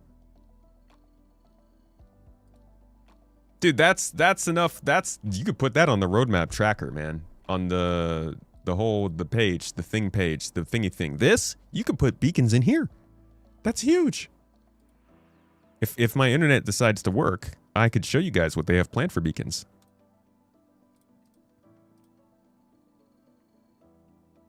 I'm not transferring any. I don't know. Oh, man. I think we might have to switch back to AT&T, folks.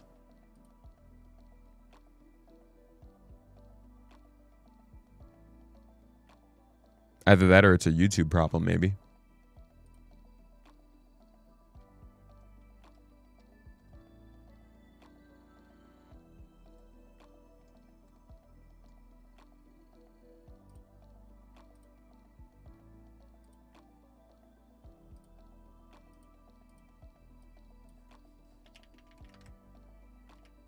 Efficiency rating.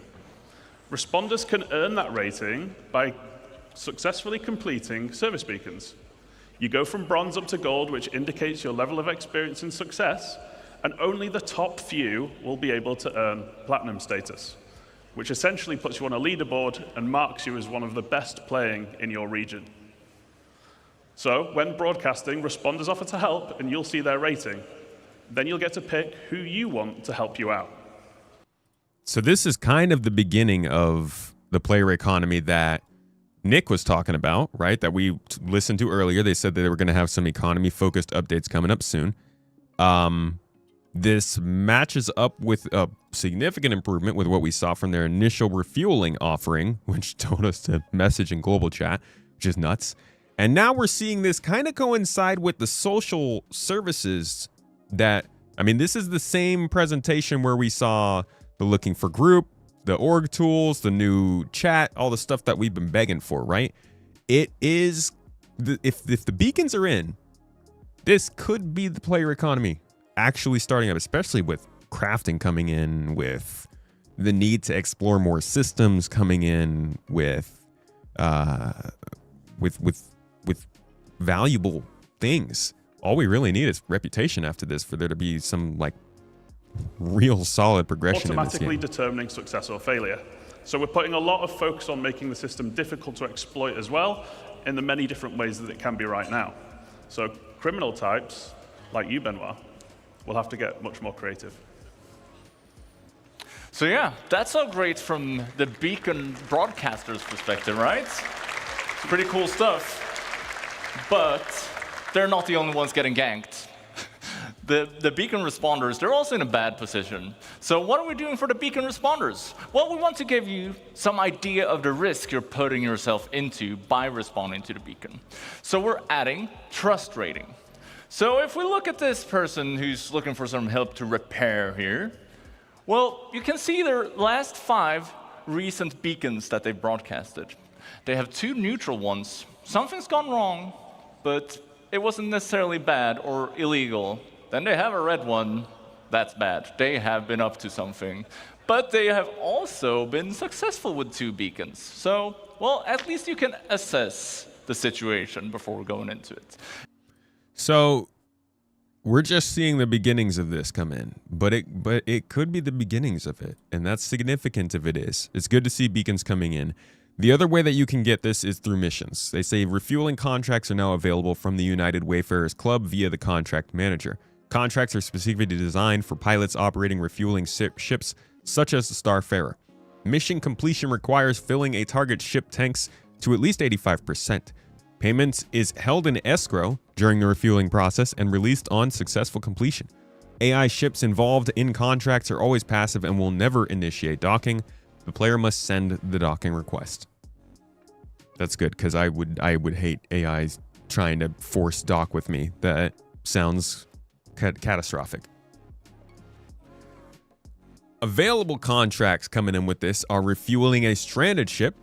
A ship has run out of fuel and is stationary at the marked location. Fly out, extend your boom, dock to the vessel, fill it to tanks to complete the contract. The stranded AI ship will accept your docking request and will QT you away once refueled.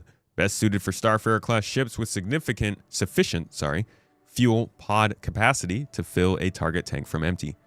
Receive fuel from an AI refueler contract. An AI starfarer will quantum travel to your position and offer to refuel your ship. Target the AI ship, press N to request docking, align to their nozzle, and confirm your fuel purchase in the vehicle maintenance app. Payment is taken from escrow once fuel transfer is complete and you undock. The AI ship will QT away after the exchange. All right, somebody's definitely going to be getting on board that ship, right? Guaranteed. People are... somebody's probably already done it. It's a sting. We want to steal the starfarer.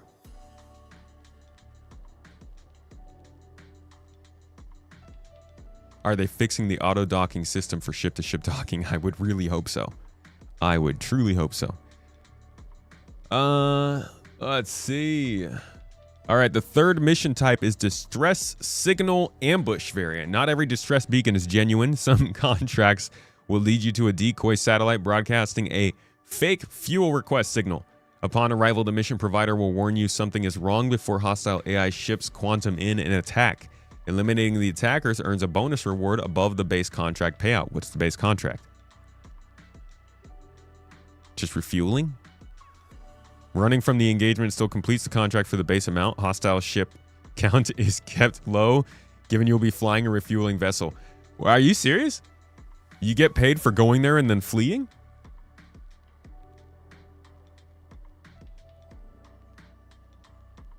Okay. That's interesting. It's funny too because people will be like, I don't want to do player-to-player refueling. They might ambush me, and then the game's going to ambush you. Interesting. We'll have to do quite a bit of studying. I think I'm going to try and get a stream in with Sigelian. See if we could do a little bit of refueling and chatting about it as we do. Because he is the go-to refueling guy, in my opinion.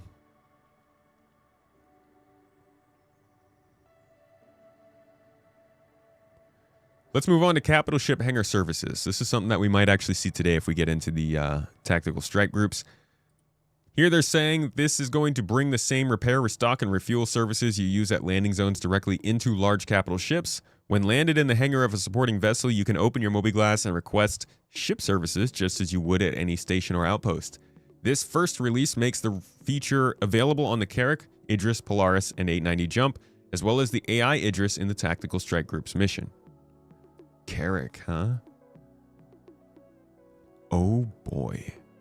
Players will need to stock their ship's cargo grid with the necessary items to refuel and restock, including hot dogs, ammunition, countermeasures, quantum fuel, hydrogen fuel, and raw materials composites are now available at admin offices at Seraphim Station, TDD locations, and admin offices at major stations.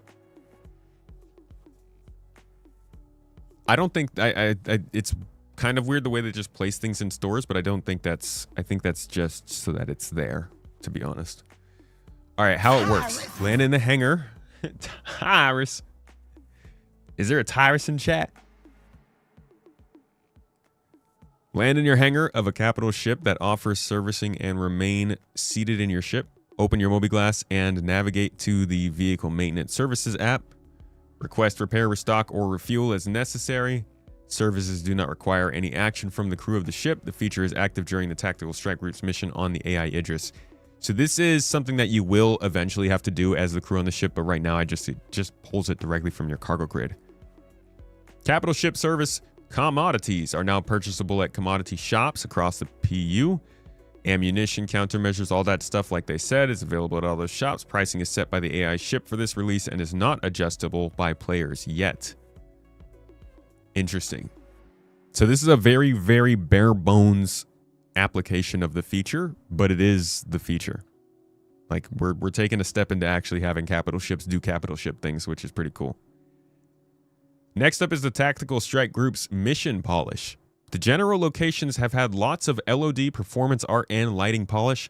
We've disabled the respawning of the turrets during the mission so they will no longer regenerate mid-mission after being destroyed. Players should now correctly be able to receive the crossbow blueprint as a reward from completing TSG. Crossbow mention. Lurch, I haven't even seen you be happy about it. Is it not good? Sag. You just got opted to send the sound. Well, thank you for that, Witchertree.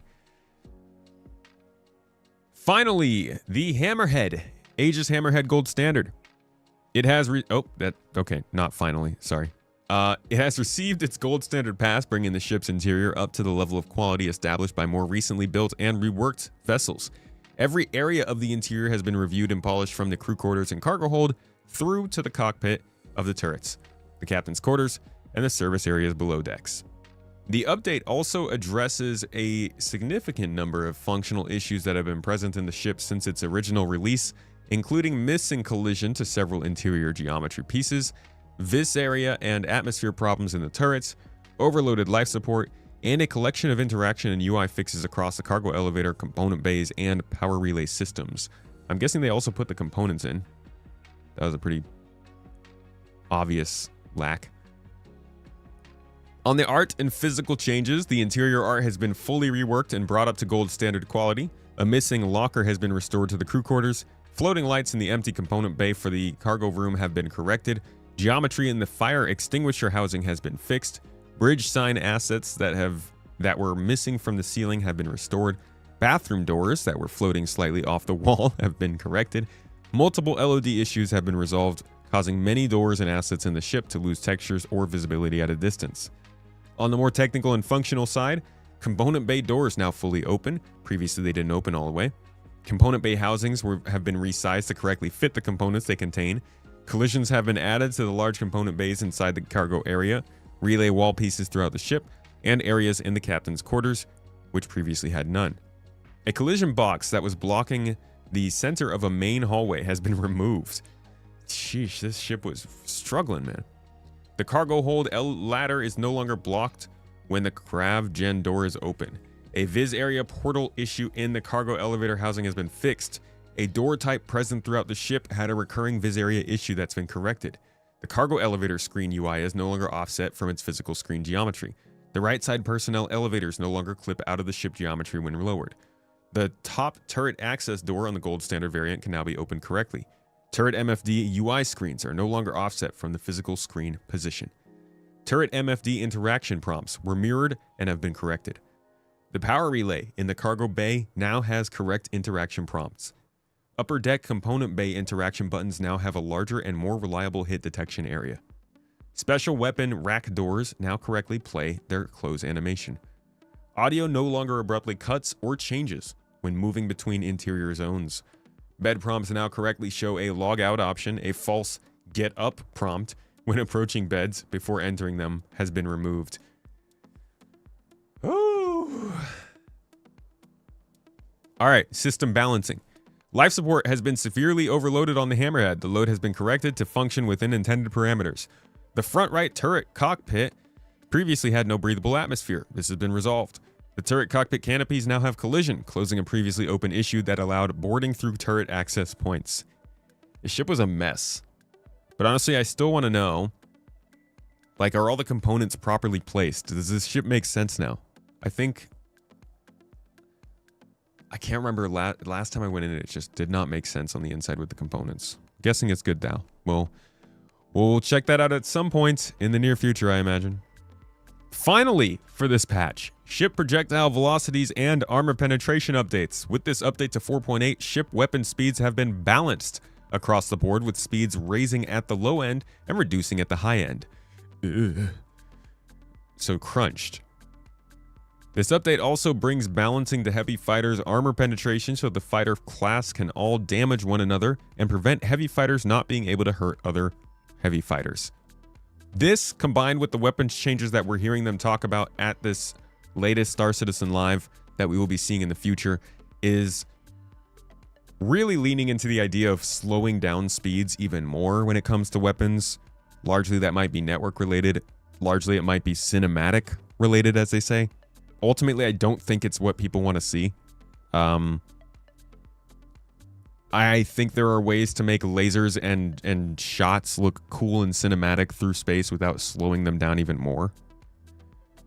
And I worry about, I mean, it says ship weapons, so maybe it's not going to include turrets, but I do worry about turrets getting even worse. I mean, we really want them to be better. So we'll see where this goes. We'll see how it goes. We'll see what it does. I haven't gotten the chance to see any of this in game, so I'm going to hold off judgment. But this is the latest 4.8 patch. We'll be back on Monday with more updates, and I'll have time to actually wrap my head around everything that's going on, and we can definitely get more of like a good deep dive into the different things that are being added into 4.8, because this is a lot going on, guys. Anyways, hope you got the info. There is not a tomato warning. Does this update provide a visual on-screen reminder that you forgot your helmet in ammo? Would love that.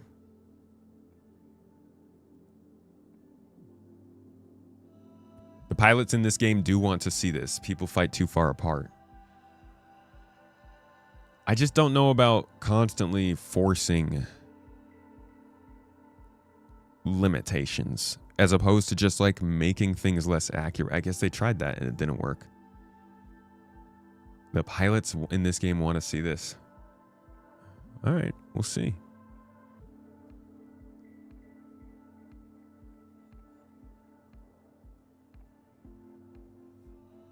Hammerhead got all its updates. That's good to hear. Mr. Rubin, good to see you, my dude. How you doing? I appreciate you, man. You need a Kraken after that jump point progress report? I haven't even seen the jump point. That's interesting. Did they give you looks at the Kraken? Recording videos while streaming seems cheap. Why is that? Glad you're doing well, Ruben. Happy Saturday to you, my friend. Turrets need to have more range than fighters. More range? How about more speed? What do you think of turrets having more projectile speed than the ships around them?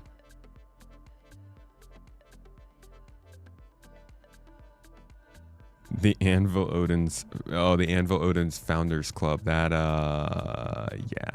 I haven't gotten to see too much of what that's about, but I think I got the gist of it. It's a little... Yeah, I don't know about that.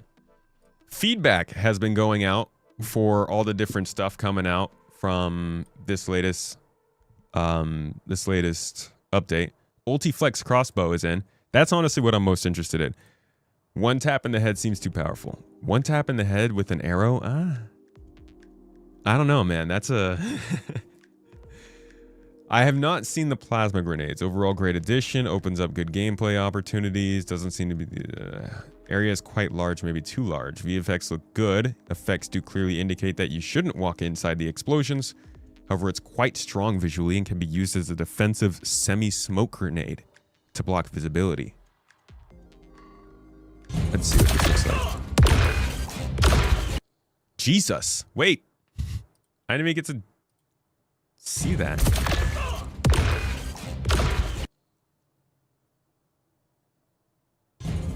Dude, that's insane. That looks really damaging. That's a plasma grenade? Interesting. Ultiflex crossbow. The crossbow is amazing. Feels so good to use. I did expect the crossbow to be more of a mid to long range stealth weapon. Probably get some hate for this, but I'm an FPS combat guy and I used to play COD a lot, especially Modern Warfare games, and the crossbow handles and feels exactly like what a quick shot gun or gun snipers felt in Modern Warfare 2, Modern Warfare 3. Interesting. Lurch, I still haven't seen your professional opinion.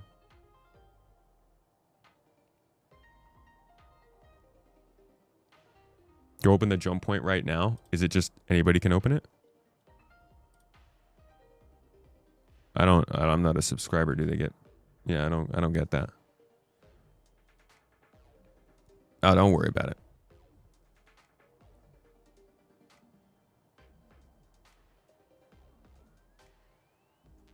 You'd rather TTD be higher and gunplay become more tactical? Hey, what's up, Nick?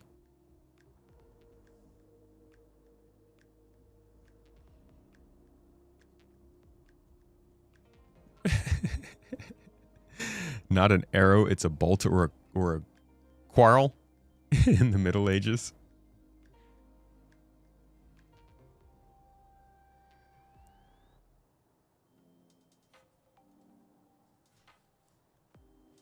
Well, I'm excited that they're talking about the Kraken at least. And then we got defense cons going on. All right, I guess we should talk about this. So we talked about the fact that Drake's taken over Invictus week earlier. And I incorrectly guessed that the whole they're going back to Seoul is maybe like a play on the story stuff. It's not. They're just moving the event back to Seoul. But what is happening is Drake is taking over Invictus week, and so they're actually hosting it, and it's being called Defense Con instead of Invictus week. I'm just going to keep calling it Invictus week, to be honest. I think that's just easier. But there is some significance to this. So they say when the UEE pulled Invictus back to Seoul, Defense Con didn't wait for orders. It stepped up. That's right, bigger, bolder, and more bodacious than ever. The ultimate expo is here and loaded with the manufacturers you trust. Set your own... Nah, I only trust aliens, dude. Set your own rules, find your edge, and defend your little corner of the black, no matter what's thrown at you. May 14th through May 27th. And it's taking place on R-Corp. Sorry, R-Corp folks. Glad we moved out of there. It's going to be Drake Day 1 to Day 2. Oh, interesting. So May 26th is not Origin Day. May 26th is the finale. So they're going to wait. They're probably going to do the Ironclad on May 14th. And then maybe there's a Pitbull, I think it's called. Drake Pitbull that we're seeing trotting around a little bit on that first day. And then we get plenty of time to enjoy our week. And then on May 24th, we'll get the Battlecruiser concept, probably. Along with our big event at GII. Keep an eye out for that. And then the following week, we're supposed to be seeing 2 ships from GATAC. So that should be interesting. Here is the video they released for this. Let's see it. If there's anything interesting in there. Hell yeah. Defense Con always has your back. Here's an Ironclad. We want to celebrate you, the everyday heroes, the best way we... Dude, it's freaking so fast. We want to... Trying to see what all these ships are. Polaris 890, Golem, Vulture, Caterpillar, Herald, Corsair. Celebrate you. Right there. Oh, that's the Ironclad. The everyday... Prospector, Scorpius, Hornet. What that? Oops. Heroes. We want to celebrate you, the What is that, a Hermes? everyday heroes, the best way we know how. With damn good ships. I'm Andinar. Hey, come on, YouTube. Way we know how. Pause when we want you to pause.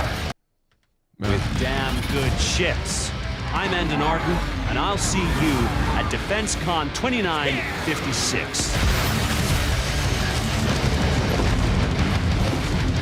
These guys couldn't afford fireworks? I mean, it's Drake. They're not pirates. They're not literally pirates. They can afford fireworks. They're like, these guys would just shoot missiles. They're not a real company. All right. Well, either way, it should be interesting. I don't take too much from it other than just the fact that like they want it to be focused on Drake because of the Ironclad. They want to focus on the Ironclad for the whole time. And Drake is not normally at Invictus Week, so this narratively makes a lot of sense. And it does open them up for a lot of possibility to play off of that whole idea that the UEE is in Seoul. And they're doing marketing for Squadron 42 because we're in Seoul. I think you're in Seoul. If you're not, give a shout. That's pretty cool. Either way, that's Drake's Defense Con. And hopefully it's interesting. I mean, it will be interesting. But hopefully there's a little surprise that we're not expecting in there. I do think it's going to be their best month ever in funding. I think there's a lot of potential for it to be, I think last November, yeah, is their top right now at 32 million. Last May was also big at 29 million, but I do think they'll break that 30 million. What I'm wondering is if they're going to break 32. They've got a lot of stuff coming this month. So we'll see what happens. Either way, DefenseCon. 6 new ships. Jesus. That's insane. 6 ships in a month is pretty crazy.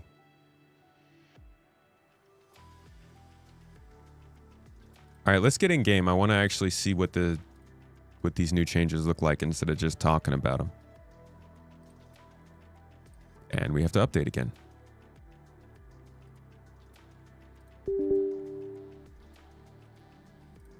A nice benefit of not keeping up with Star Citizen lately is that you get pleasantly surprised when events pop up. You don't have to wait around or worry about missing anything. You can just jump in when it comes. Yeah, honestly, I think that there's plenty of reason to not pay attention.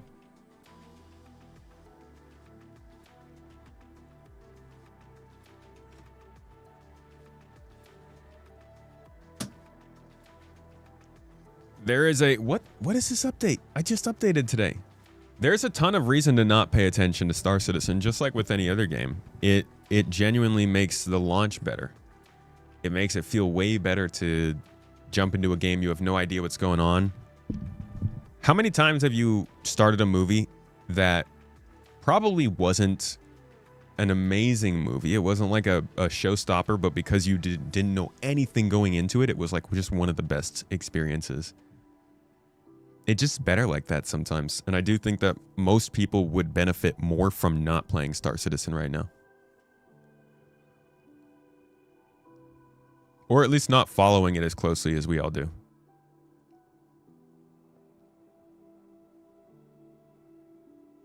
Do I think Drake can afford fireworks? Drake can barely afford to make ships, which is why they're held together by hopes, dreams, and duct tapes. I mean, their fuses probably act as fireworks. You just launch them into the air. No more teases from the M80 now.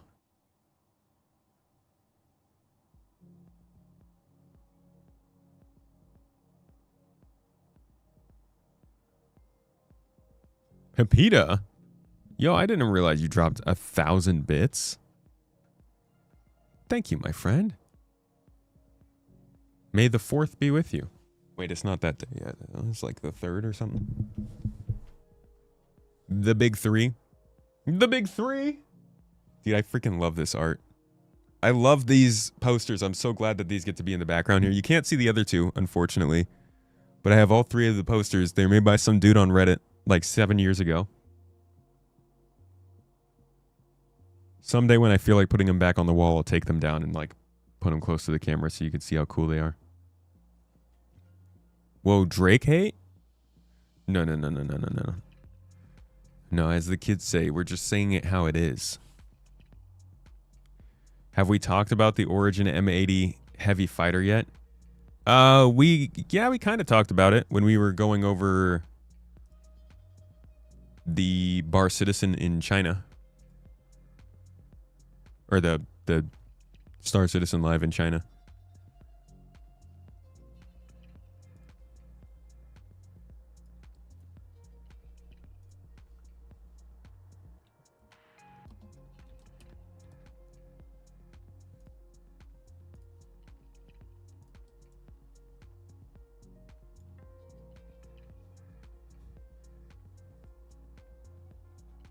Drake are posers. Sir? You're talking about the OG fall aparts. The original purveyor of find something cool and throw a big engine on it. Oh my god. You see that guy's face?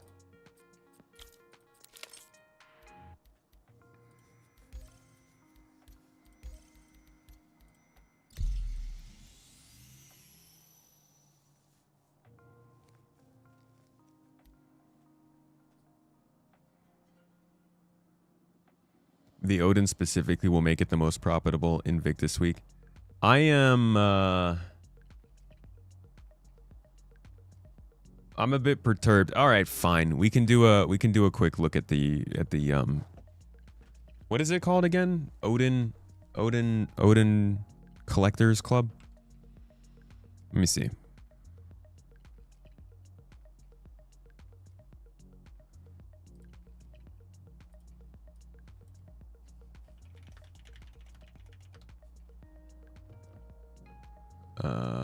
Collectors Club.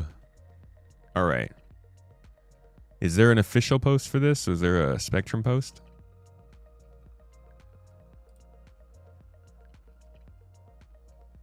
There indeed was a post on Spectrum. I'm coming for you, Spectrum. Let's see what this is.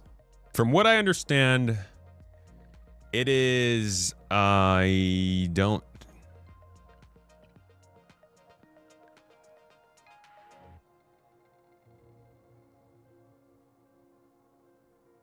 The links will end up getting blocked in chat.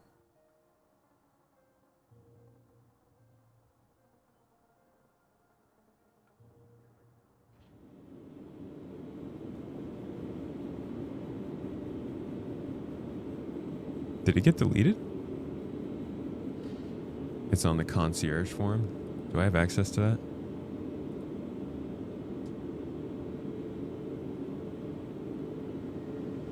Concierge. Dude, I don't even know where that would be. Oh, I'm not logged in. Ah! What frustrations. Why is the internet so mean? Why doesn't it present everything I need exactly when I need it, as I need it, without any work from me? Come on.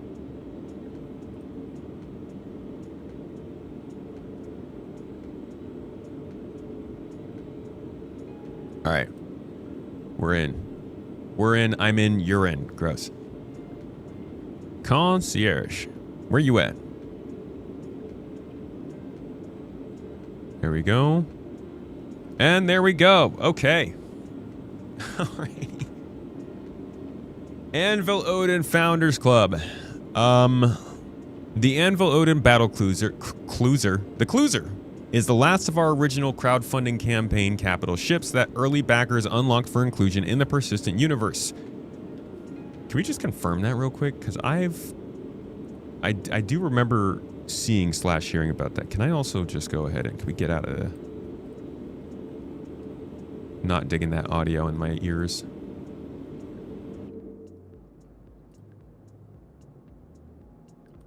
All right, if we go back to the stretch goals and we do a little search for Battle Cruiser, here it is. $17 million was reached on August 24th, 2013. It's like 13 years ago. Let's see. What did he say? What did he say? What did he say here?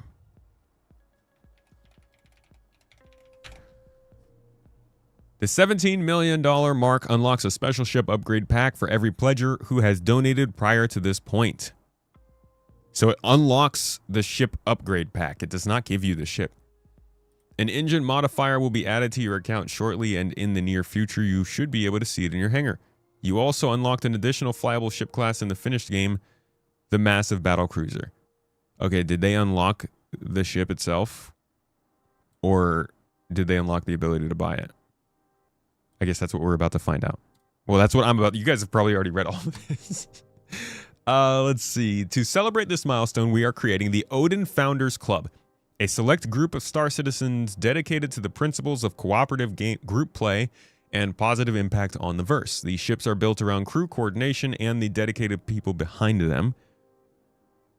How will you lead, organize, and use this ship to create impact for you and your crew? We're going to haul the absolute sickest boxes ever. And that's about it.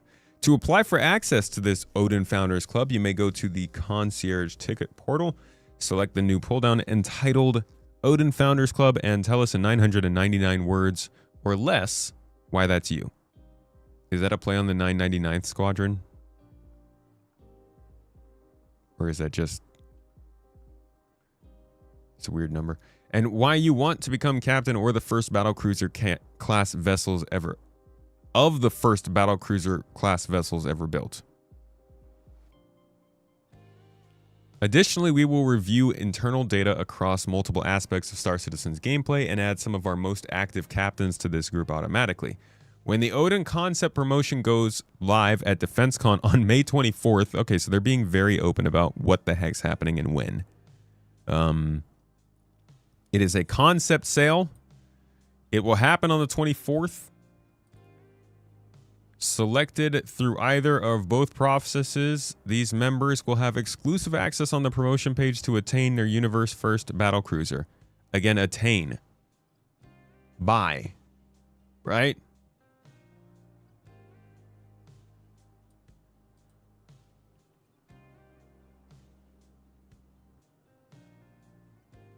This is like a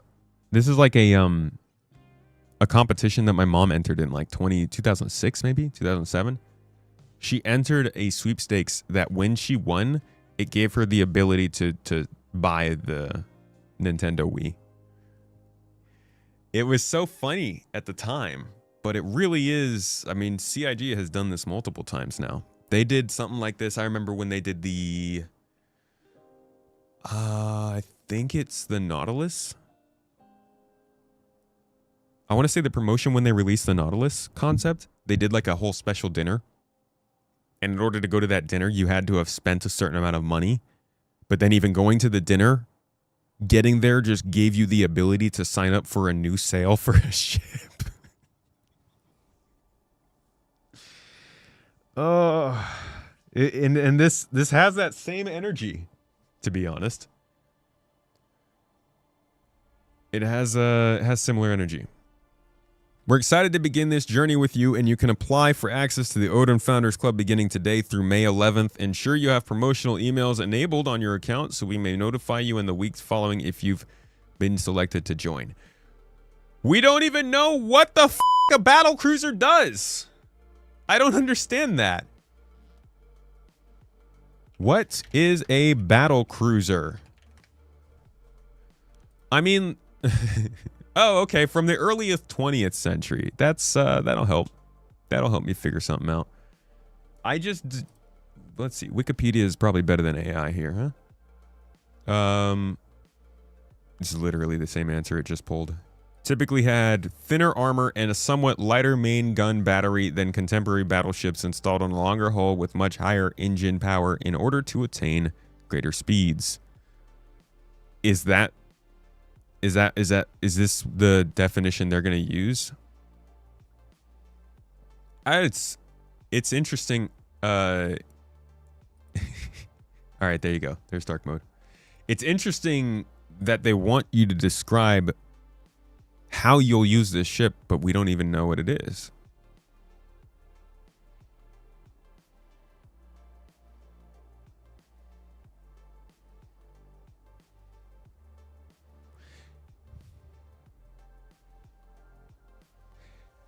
Yeah, this is a... It's like a...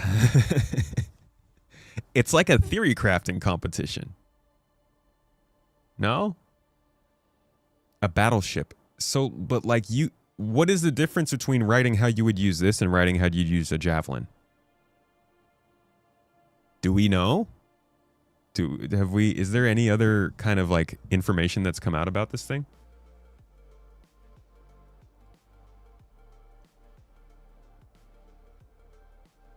For all the chat GPT explain in 999 words.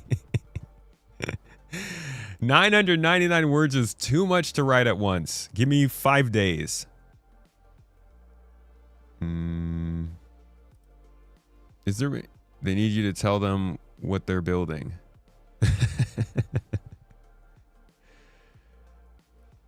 It is said it's 2 times the javelin. Well, yeah, but that doesn't... Do you think there will be plans for CIG to add a plane? That 2 times the javelin doesn't really tell me much. Is it just like that's a bangle? No. How would I use a bangle in this game? Except a bangle is a carrier, so a bangle but with a bunch of guns.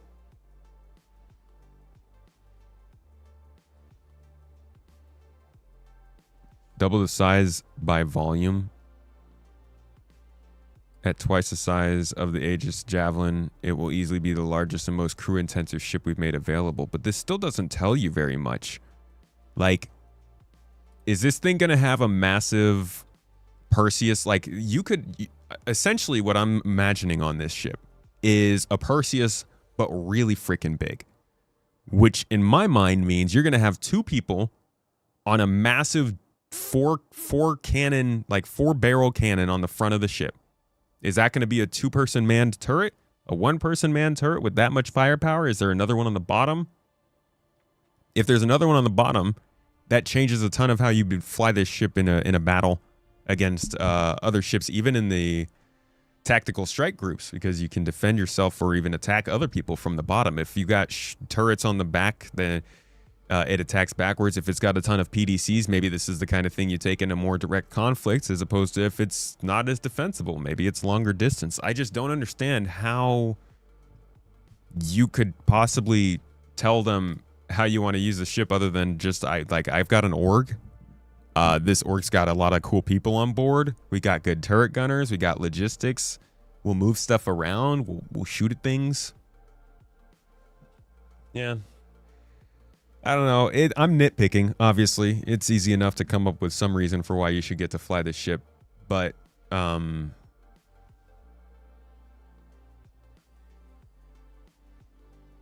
don't know. I feel like maybe you could do this after. I don't know. It's interesting the way that they handle these things. It does show that everything is going to be an event in Star Citizen or Squadron 42. Like anytime anything ever releases, there's going to be some kind of like pretty big promotional thing added to it. And we kind of got that with ship releases, and the way that like the ship promotions in the game would match the events in game and all that kind of stuff.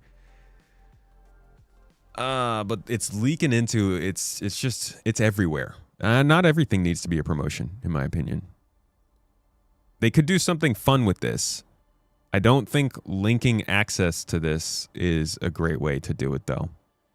I think I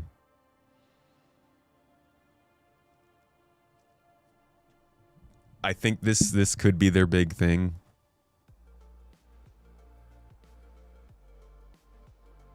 I think this could be their big thing during Invictus. Like we have something every year, right? Last year was the AI Blades. This year, it's probably going to be this final concept sale, because it's going to pop off on May 24th. They're going to release a concept for potentially $2,000+ for a JPEG. And the headline for that is going to be, the only people who can buy this.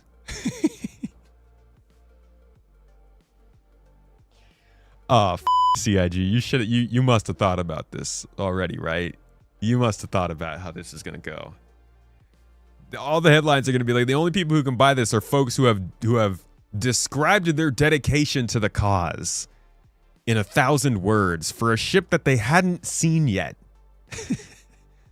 I agree that all press can be good press. Ugh, they didn't link access to this essay. You just have to have the F5 war to get normal access, like all the other ones ever. Okay. All right. Access is not linked to the essay.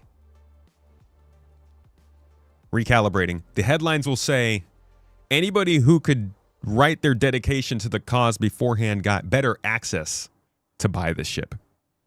Anybody else just has to try and... Is it not a way to combat bots instantly buying out ships that are limited stock? Not if they're still allowing people to do the F5 wars to get the ship.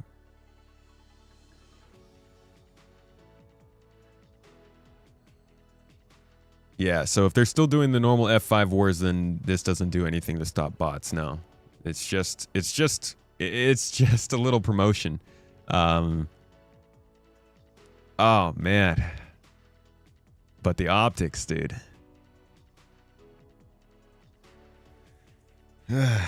The optics. All right, well, we'll see how it goes. That is that. Let's get into the game.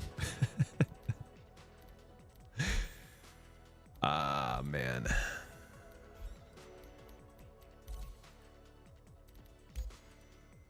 That's...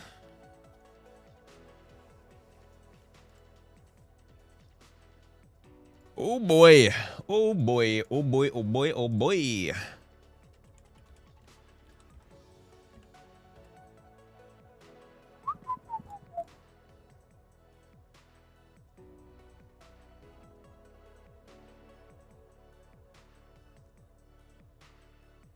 They're going to attribute them. No F5 wars? No, Fire's saying that they're doing the F5 wars. If you're not going to buy the ship, and who cares, let them do it. I care.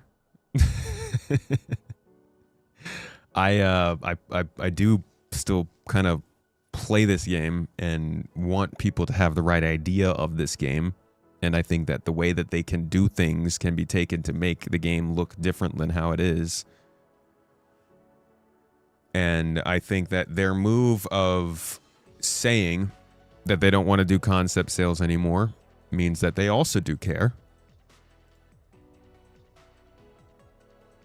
So it's just strange to come out with the very last concept ship sale and give people a whole bunch of ammunition for making the game look different than it is. I'm not the kind of person who's like, ah, blah, blah, blah, blah, blah, they're making money, blah, blah, blah, oh my god, they're doing so well. No, dude, let's make sure that they're making money in reliable ways. That's the same kind of energy that we were hearing from the Flight Blades last year. Oh man, dude, they're making money. Let them sell whatever they want in the store. I'm happy to allow you to have that opinion, but I disagree, and I'm gonna make noise about it.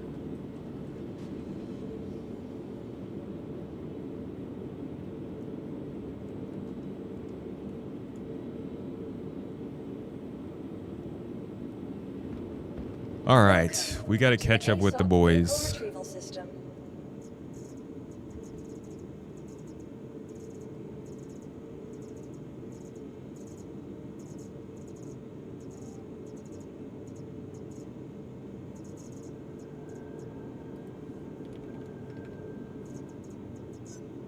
Soups. Oh, actually, no. Let's do... Vehicle retrieval system. We're gonna have to fly pretty far, I think. Vehicle has been moved to our storage facility.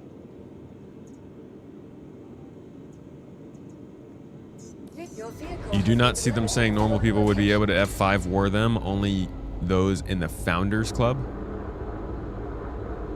Interesting. I don't know. That's what Fire was saying in the chat. Where were you seeing that there were going to be the ability to...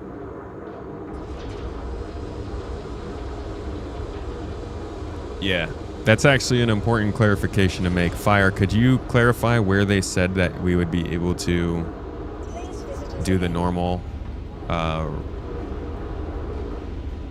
method of trying to get that ship?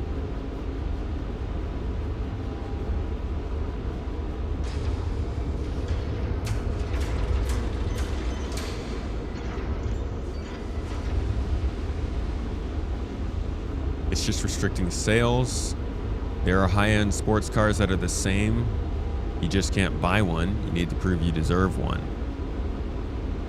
Okay, but like a high-end sports car, like this isn't a sports car, dude. It's a picture.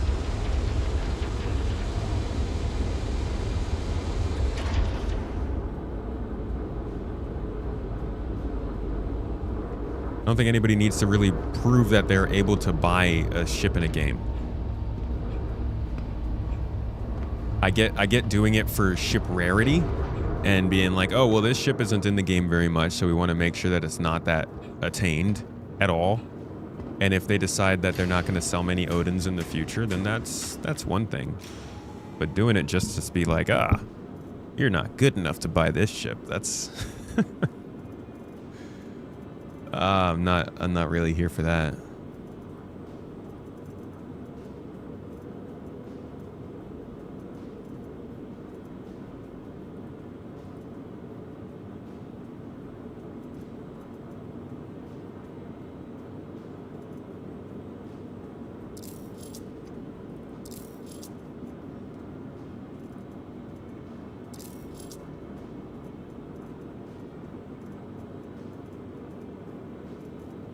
Where are my legs?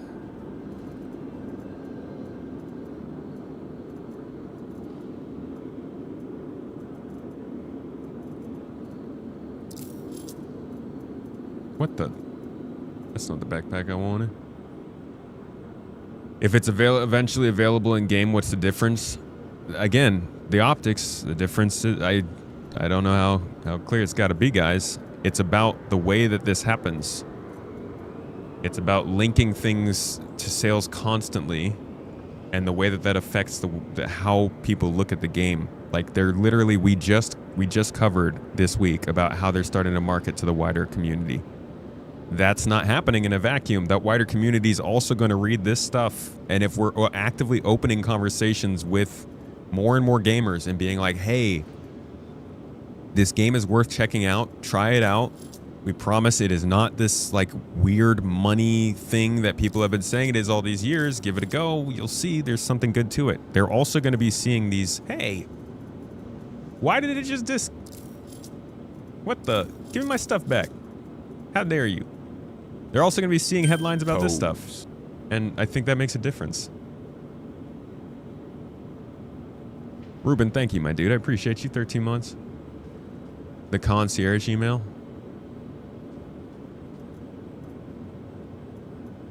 They probably want active groups to get them instead of solo Idris type players. They said that they were going to include the players who are most active. They could have just done that by default. What?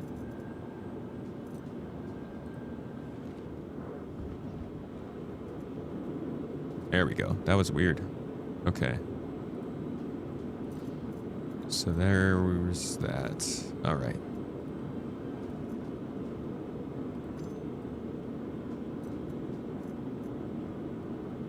Bro, is there just like a bunch of desync right now?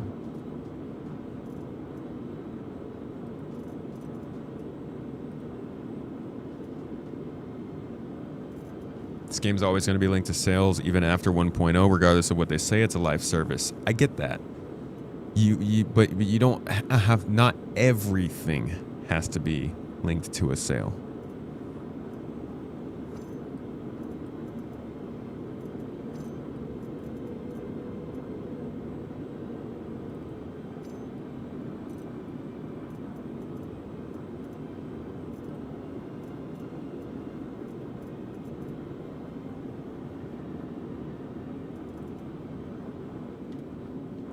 Love on multiple streams. That sounds like a reality dating show. Just people peeing on each other. It wouldn't stay on the air too long. Tractor beam. Mining laser. We'll take one of these two just in case. All right. Honestly, I'm just going to observe mostly what's going on here. I just want to fly and catch up with the folks. I think they're doing the tactical strike group, so we'll make our way over to Nick's and go from there. What's the giveaway special code? Giveaway is over, I believe, if I'm not mistaken. Unless, was there a new giveaway announced?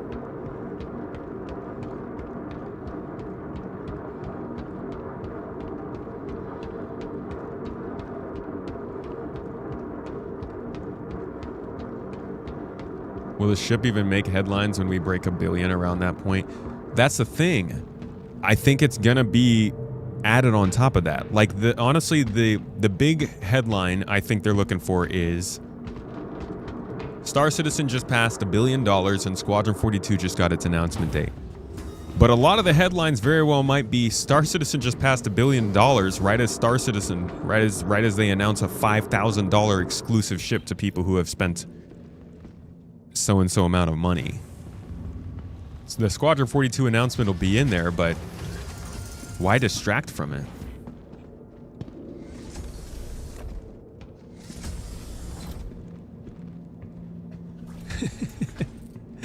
Sorry, there's a new giveaway apparently going on.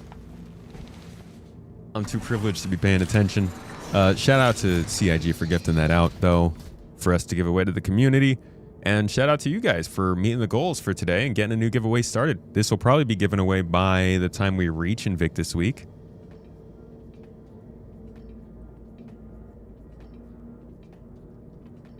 So keep an eye out if you are interested in a Hermes. It's a nice vehicle and cargo hauling ship. Looks pretty good. The most intelligent among us would say it's the better use of the Apollo chassis, especially now that the Apollo is still not getting its drones worked on. One of the best from RSI.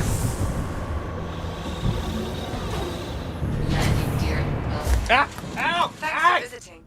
Hope you enjoyed your stay. Safe travels. I'm flying here! Come on. Quit being rude in chat. Who was that? GQ?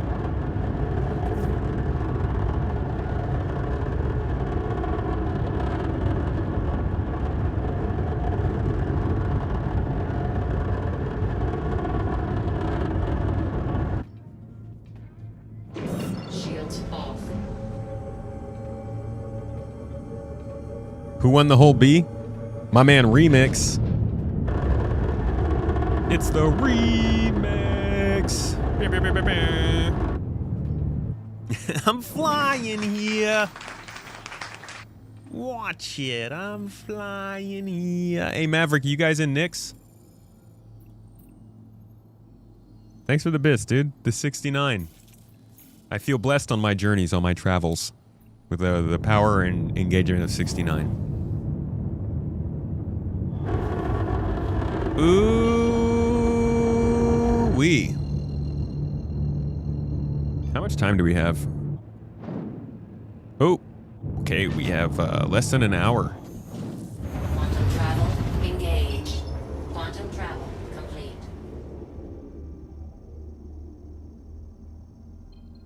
They're doing a Ferrari buyer's invite sort of idea with this one. You have to build a rapport with Ferrari. Well, I've built plenty of rapport with Anvil blowing up their ships over the years.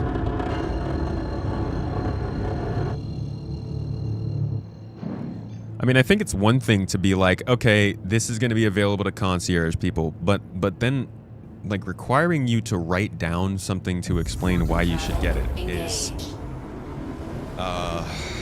again, it's not a requirement, but it's just, it's so much the optics. It's so much just the way that it makes the community look. We're not a bunch of ship sluts. Ow! God! Okay, fine. We are ship sluts. Whatever. Stop shooting me. But really, I mean, I know people really love their spaceships, but like, it's not just about the spaceships. If it was just spaceships, people wouldn't be sticking around. People want gameplay. People want story. People want missions and a space to live in. The ships are just the means to an end, and I feel like things like this really convince people that we're just like a bunch of drooling spaceship sluts. Beer of Niley. Nilea?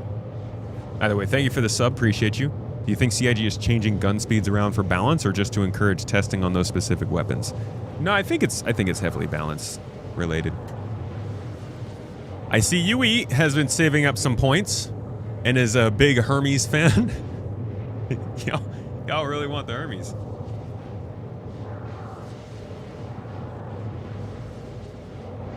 You need loops. You don't care who got the most expensive ship, the best expensive ship.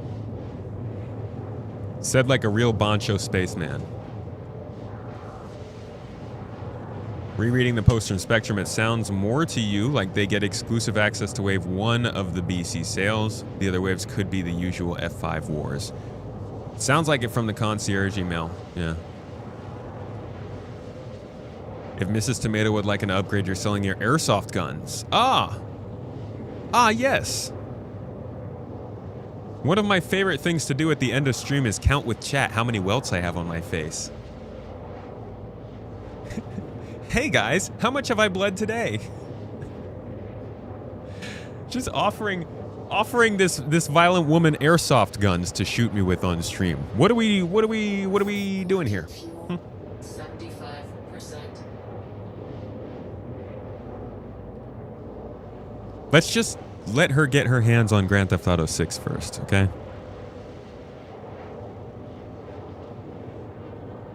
You prefer the Hermes over the Hull B? It is more useful than the Hull B.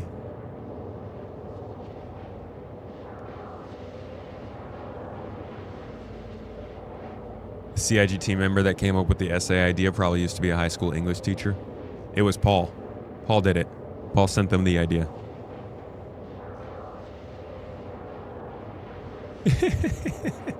Yeah, armor up, dude. Yeah, let's get me into some chainmail. That sounds like a good streamathon goal.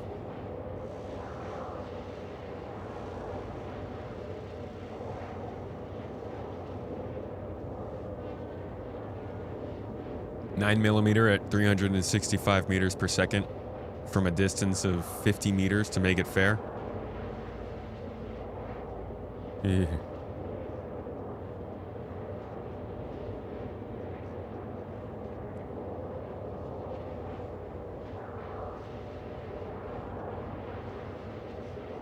Would be even more useful if the cargo door was wider. The old drawback. It's going to be funny following all of this starting to expand into the wider market. It's going to be funny to see how normal people, no offense to all of us, let's be real though, how normal people respond to the things that we constantly are complaining about.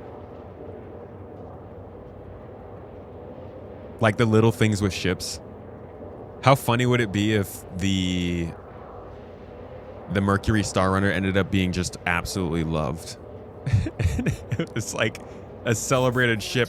All the normies are just like, oh my god, the genius of putting these tunnels down here. It feels like I'm in a ship with real maintenance. How could anybody not like this? And we're all just like sitting here twiddling our thumbs like, well, I mean, maybe you could do a the original concept art and, you know. They're like, no, if it's not broke, don't fix it. Yeah, they end up just loving driving ground vehicles.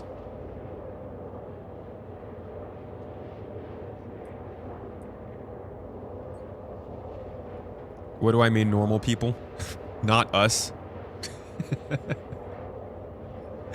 People unlike me.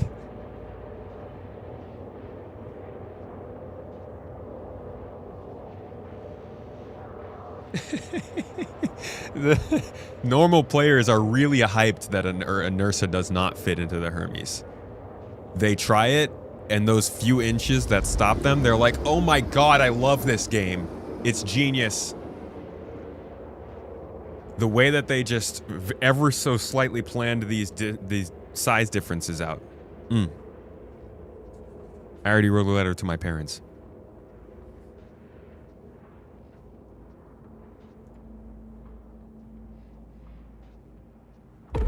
Quantum travel complete.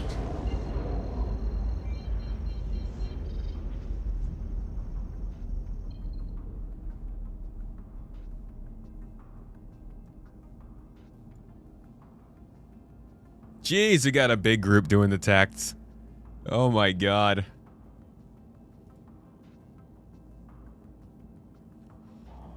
We got a big old group. Let me get into Nick's first, and then we will jump in and join them.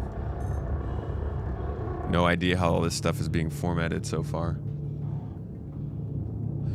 Normal people play Stars. No, that's what I'm saying. I'm saying the people who aren't playing Star Citizen yet, I'm wondering how they'll respond to this stuff later on when they do.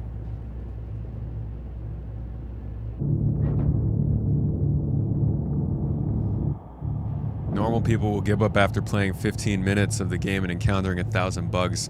I know, I'm talking about in the future, guys. I'm talking about when normal people do jump into the game. Not right now. Now is rough. I think we're still a ways away from that. Like at least until after Squadron comes out. But even then, I don't even think even then normal people are going to be playing it really. Whoa! Bro, look at how detailed the freaking hologram on my helmet is. Wow, wow, wow, wee wow. I can see so much more of my ship. Although it looks a little hollow. I think my module is missing.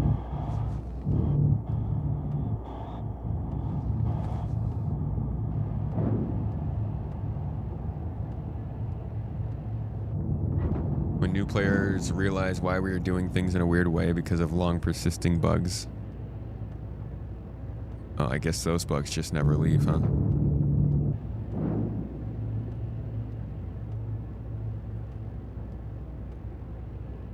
You know people that backed the game 10 years ago but never played it, convinced them to finally try recently and they gave up within an hour. I know people who backed the game 10 years ago and I literally showed them the game 10 years ago and I told them that I would get them back into it when it was ready and I still have not brought them back in.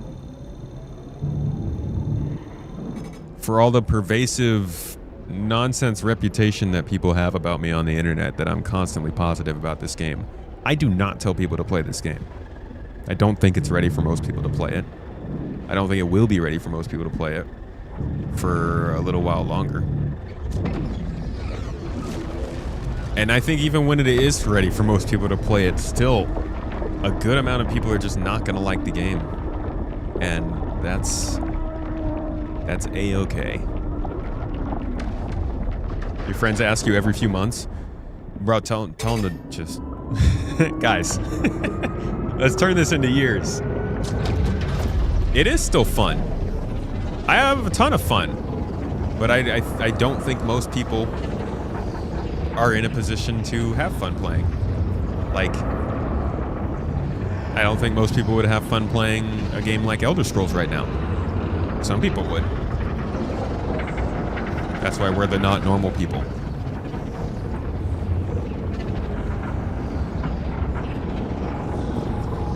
Now you can see where exactly you were hitting an enemy on their hologram. Oh, that's cool. I'm guessing now you can see much more clearly where damage is hitting you, too.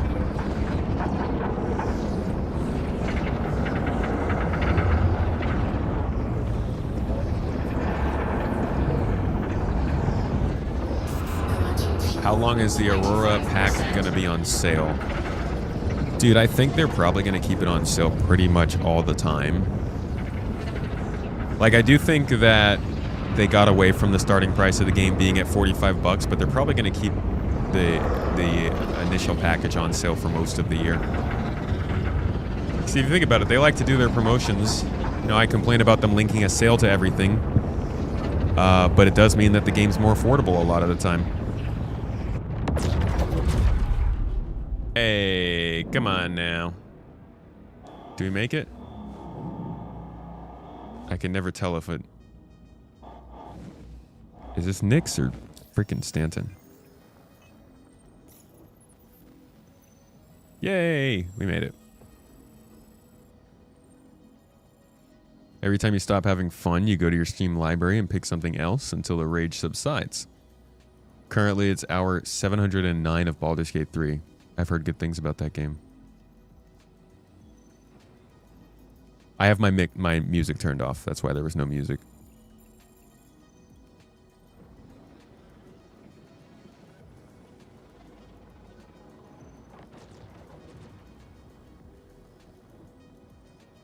When do I think it will be released?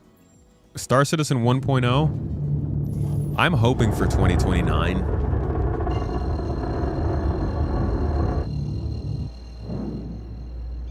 I think 2029 seems like enough time to where we could get like a really fast release given the stuff that we want without sacrificing an absolute ton.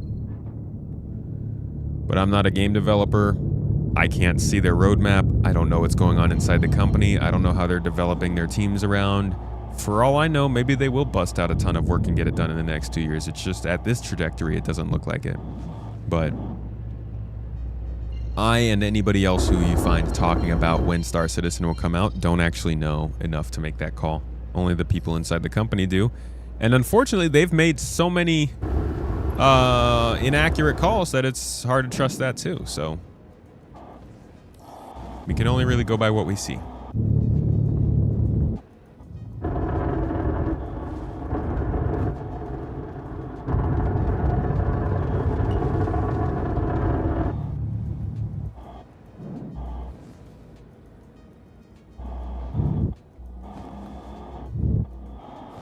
They are definitely focusing on 1.0.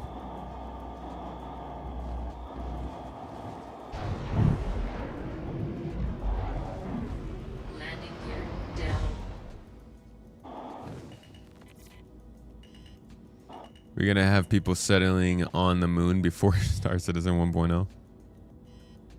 Good for us if we do. Landing. Engines off. Alrighty. Let's see where they are.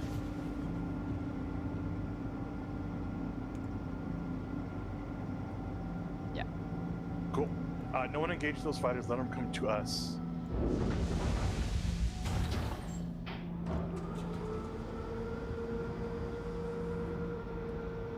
Hello, boyos. What's up, Tomato? He Alright, how pulled much? back onto the Tranquility. Awesome. Our Perseus, how's it looking? You guys able to get any hits on him? Oh, yeah. Do you need to come closer? Yeah, I mean, probably. Choice. We're closing on him now. We're 2 kilometers away from him. You can hit him from this range with the zip cannons. Alright, he's incoming, so if you want to put yourself between us and the Tranquility, he's coming right towards us.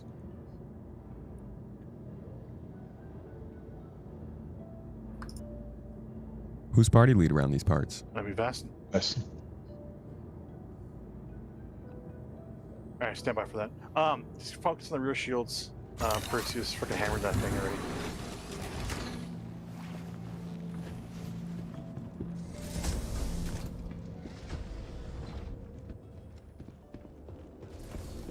You need to send a friend request. I don't have you on my list of PTU. Roger that.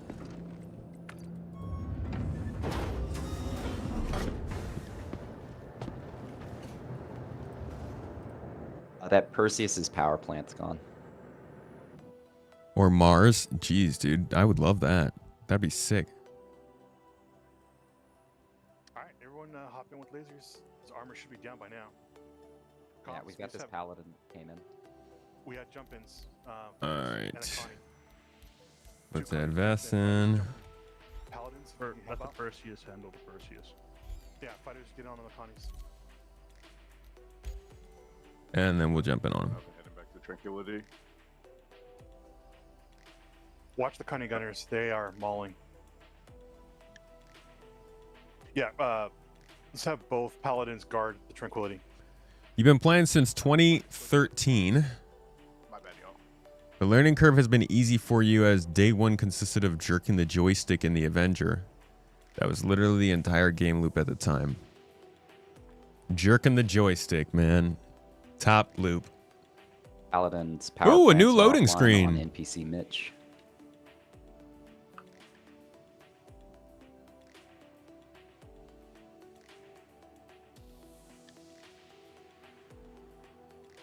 Bell's is breaking off for a shield recharge. Bro, they've completely ditched. Wait, they've completely ditched the line of the storyline of. Get out of here, dude. They ditched the storyline of the whatever the social tools or the data running, whatever it was going to be. It's gone. It's not even on the loading screen anymore. Oh, I would love to know what happened there.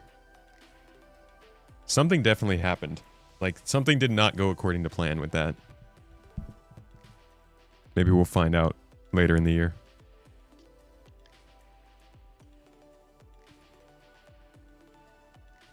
Tomato to Vastin. Stand by. We're in the middle of a fight. Sure.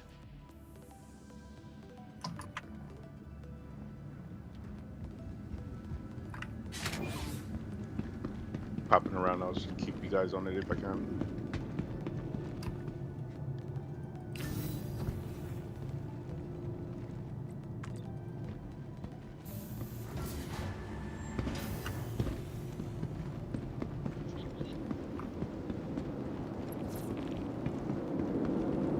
Invite set. Yep. Flash Connie.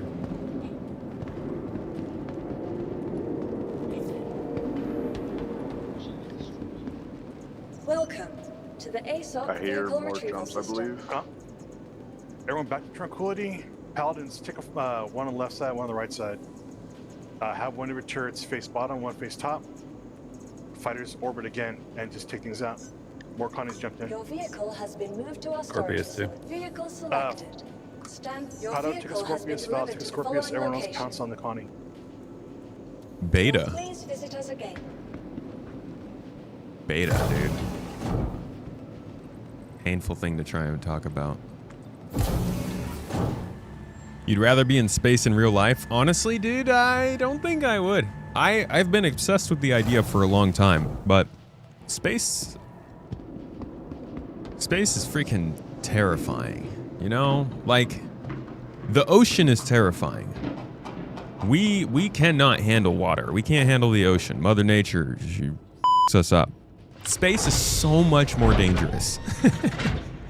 And I'm just realizing, like, our first few centuries in space are probably going to be pretty bad in terms of, like just think about it, man. We're so far past having cars and we're still dying every single day. Oops. Did I just miss something shared? Cherry mission again? Not yet. Oh, mission, okay. Shared it. Flash Connie.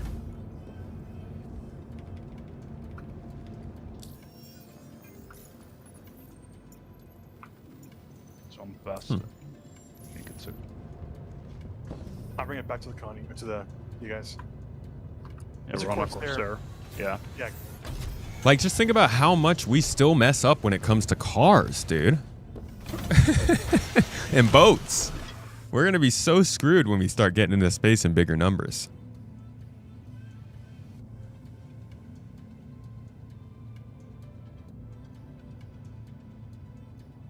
Yeah, we'll have to evolve over time for sure.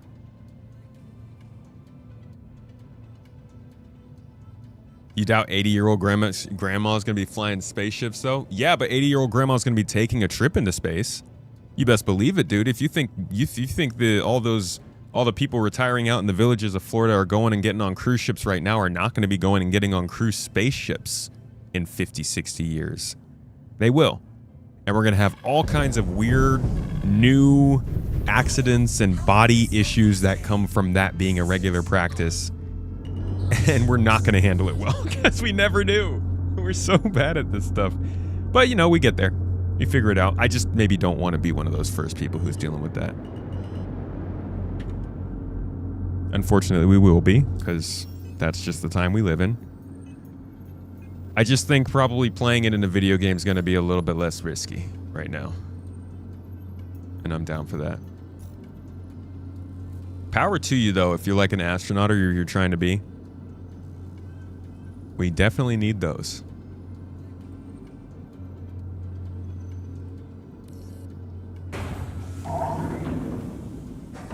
A lot more room up there, harder to fly into each other. Harder to fly into each other, easier to vent yourself, easier to run out of heat, easier to run out of food, easier to not have anything to drink. We could go on. I mean, the idea of running into something on the road is the equivalency of driving to all kinds of stuff in space.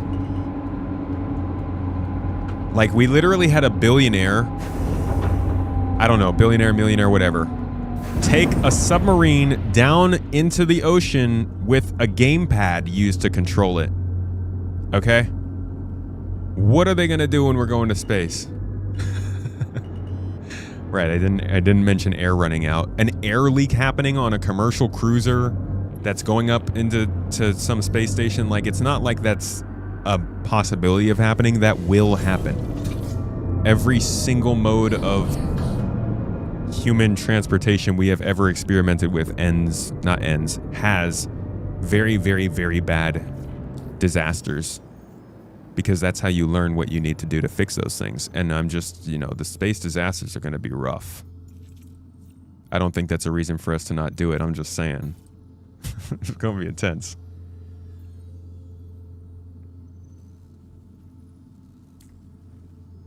Truly believe it's the next frontier. I believe it's the next frontier too. Don't. Manager over here at Intersec. An anonymous source has indicated that a People's Alliance security ship has been crippled by a shattered blade station. That's too bad. I've Why are they out there? their captain and told them that you're inbound with all due haste.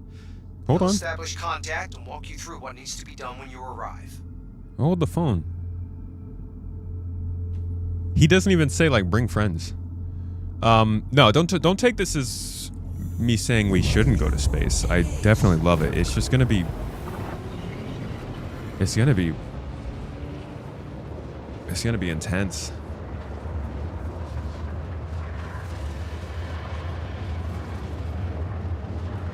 People have been living in an International Space Station for a while. I know. And it's been going well. But like, time is relative. 20 years is not very long for a new technology, especially when only a handful of people have actually tried it out.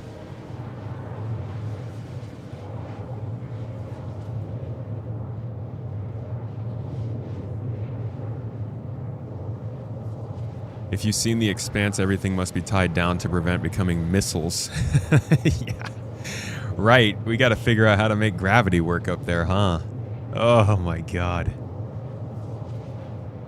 What do you think? What do you guys think? You think is artificial gravity a thing? Is it too sci-fi? I haven't been following on that kind of tech.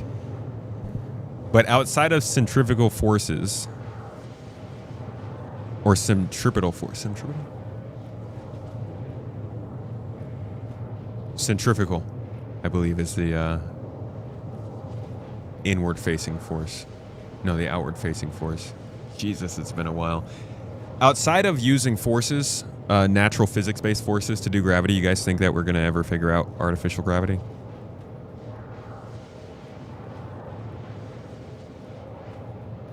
No, never going to be a thing.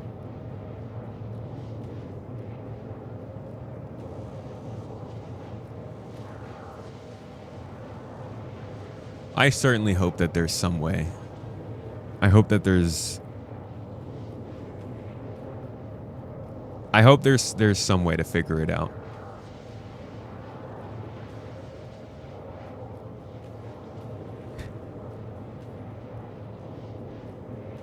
Not without messing up your insides. The laws of nature are not guidelines and the laws of physics are not suggestions, but we don't know all the laws of physics. Like, we don't know everything. One day in the future, but not anytime soon. See, now there's an answer I can get by more. I don't see how anybody can look at magnets and just decide that artificial gravity is never possible. We very well might find a stone that naturally attracts carbon or something. I guess that would be kind of problematic for everything else that exists, but you never know what we might find out there. Space can get weird. It just might take a while.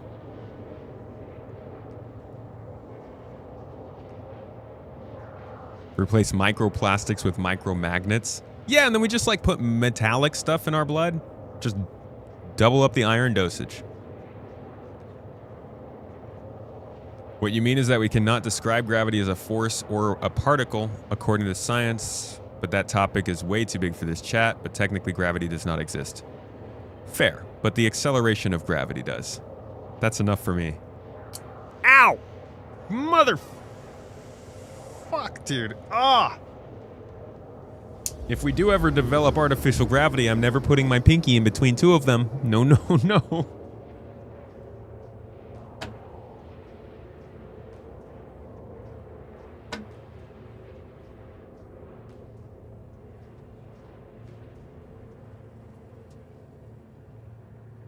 Bodies have to evolve to not have long-term effects. Yeah, for sure.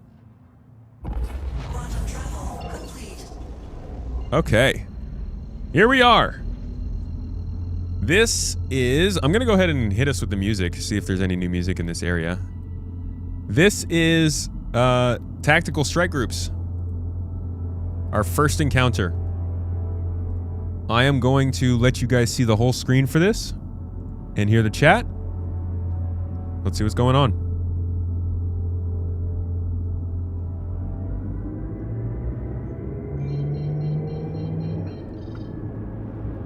Tomat is inbound. Already, you have to send me a friend request. This is PTU. Yeah, restock works for Kato. We must have lost size 3 boxes. It's just size 4s. Tomato to Vastin, where could I fit in? Bring in something with ballistics. We got to check out the power relays. We're having some problems. Oh boy. Don't hang around. Fly in fast, strafe, and get back out, or else you get nuked. You need more fighters? Roger that, Callaghan.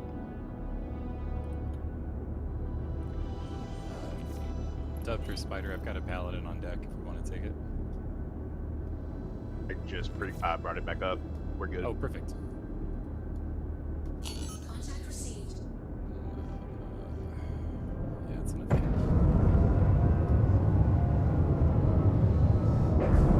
So just to confirm, target can't be damaged by laser weapons, Vastin? Not yet. Until we get rid of the power relays. It's awkward. I came in a Guardian. Air defense turrets can be knocked by energy. Yes. Other fighters. So we're still good out there. Gotcha. See, I nuke the turrets.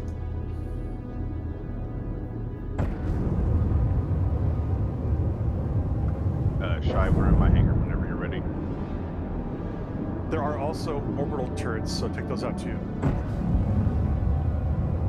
Relay taken out.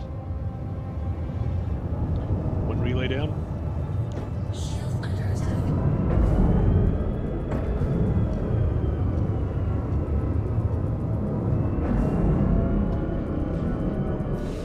Bastin, where's the Perseus right now on our side? That's with Tranquility. Okay. Copy.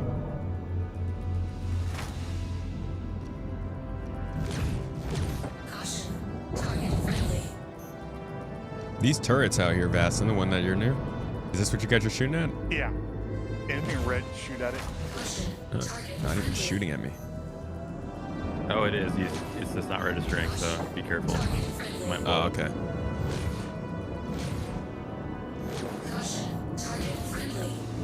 Perseus can knock out these turrets pretty easily. Tomato, you should definitely go back to bring it in. Set spawn. Probably, yeah. Alright, one more power relay. I'm on it.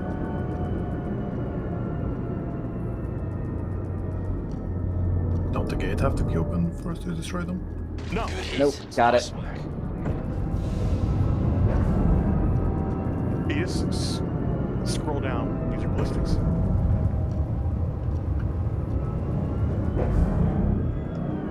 It looks like a door. Relays. Great job. So, okay, I see the confusion. You have to actually get level with the relay. It looks like a door, but it's not a door. Yeah, think of it as like a battery. There you go. Good call. It's like an orange battery. One more left.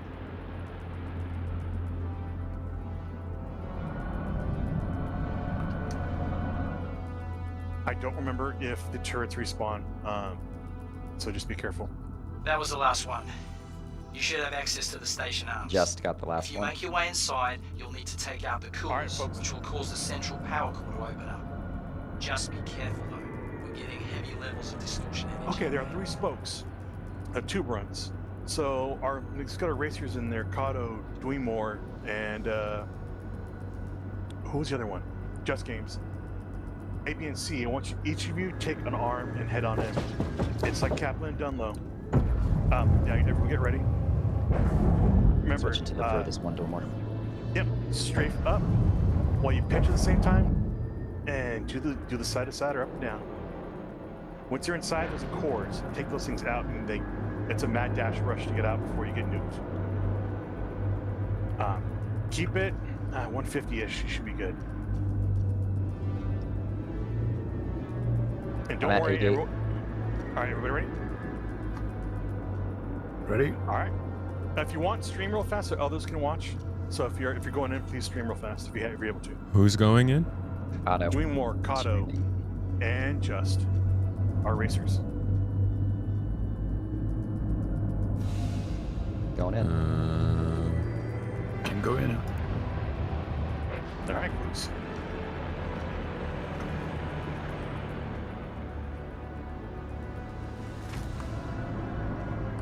You have any idea how long it took us to fortify this place?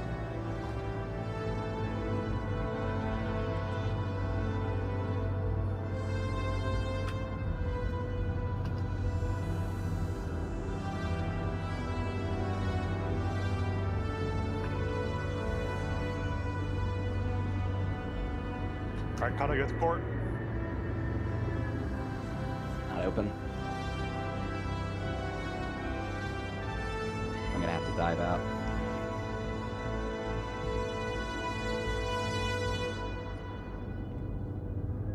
There should be something in there for you to shoot. There's not. All the cooling units need to be destroyed. Oh, the other arms are still. Some of the cooling units just got a marker after I went past them. Can I hire you to just piss off? I'll do that. That's all you Alright, head mercs back care down, about and everybody. anyway, right? Oh, Jesus. Apparently, the cooling units distort your view. All right, Kato, what arm? Kato, what arm were you in? There's one cooling unit left on Arm A. All right. Next person up, whoever has not done it before, and you're a fighter, head over to Arm A and head inside. Can we send Tomato in? No. He said no. Please. This guy's going in on. I'm getting my shots right now. I'm watching you guys. You guys been working through it. Go ahead. All right, Perseus, get ready to do your torpedo shots at the slots. Head on over here. The slots are going to be opened up. If you come over to where the arms reach, you'll see those little like radiator type venting. Those slots are going to open, and you need to shoot torps inside that. Really nice thing going. We were left alone, doing our thing. But then I'll go inside where the running into one of entry ports are. You'll see it. You'll see it pop up. Just be ready. Okay, I'm going back in.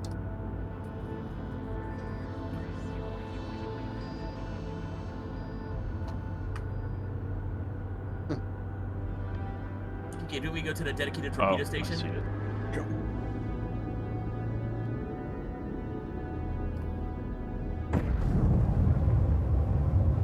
You have any idea how long it took us to fortify this place? Do I need to lock them on? Do you know that, Dustin, or are they just on fire? No, you gotta lock on. Bad guys are so unbelievably obsessed with talking to us in this game. I almost feel like their motivations must just be social desperation. Like they just want to cause enough conflict in the verse so that people will come and challenge them and they can talk. It's like, why are they calling us all the time, man? Here's an idea. Can I hire you to just piss off? That's all you mercs care about anyway, right? Can I hire you to not talk to me anymore?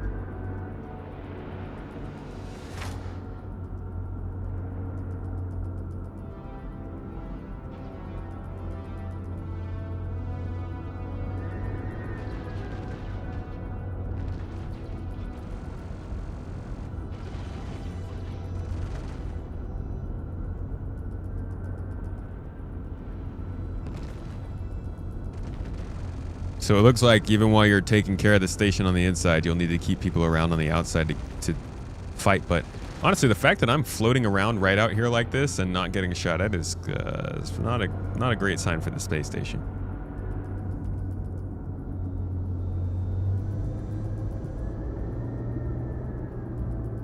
B, all right, I'm heading into B. It's in like, yeah, it's in the lower left. It's kind of blocked by some. You'll be able to see it once you get there. So go through B, and it's gonna be right there to B. On the left, lower left, I believe.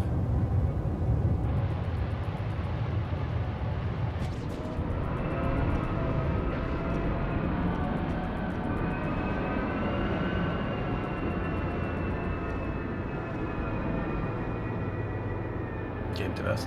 You want us to come back in fighters? I see. Yeah, come back, please. I see it. In fighters. Yes, please. Yes. Roger.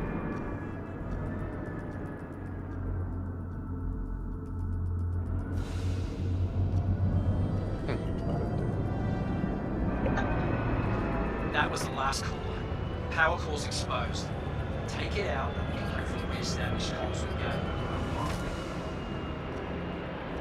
We still gotta Balance, take we out the could do power a core rookie. before we get So our easy pilot. to do. Yeah. Alright, Shadow Blade just sent a bunch of all- bombers. Any That's chance not you it. could lend a hand? We'll need it. Great. Alright, sounds like we got a new group of fighters out here. Alright, turtle up around the Tranquility. It's gonna get nuked. Idris, if you can move over to the Tranquility, go around the long side, we'll get nuked over laser. Do you want me to hit the door or leave it to Perseus? Are you able Where to? the hell is the Actually, Tranquility? Fighters have to go inside and open it up. Yeah, FPS is Tranquility's on the other side of the space station. Go to Tranquility. Enemy ship down. Everyone to Tranquility. I'm gonna make a Shadow run for the core destroyed. inside. I'll meet you guys there.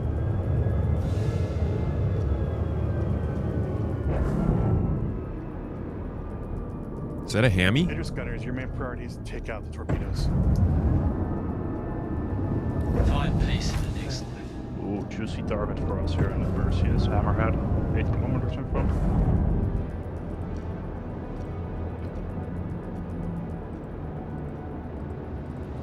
Fast Mikado. Go ahead. You still have party lead? Yes, stand by. I'm in the trench. Yep. Alright, so here's who we're protecting.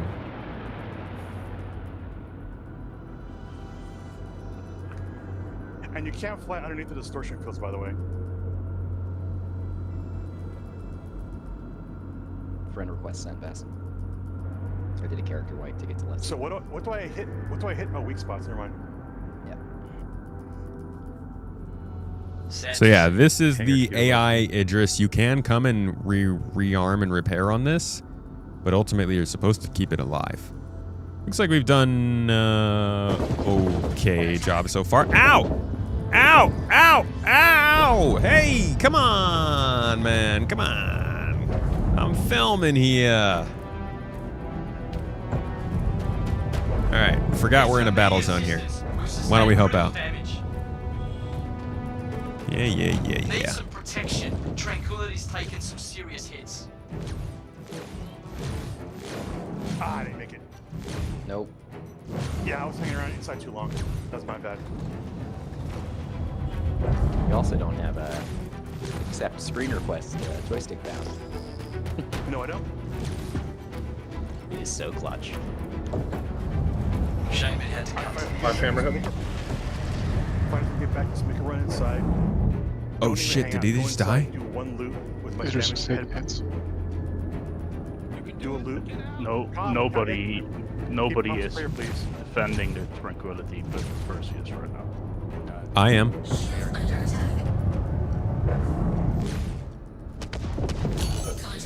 Fire being Nefasta.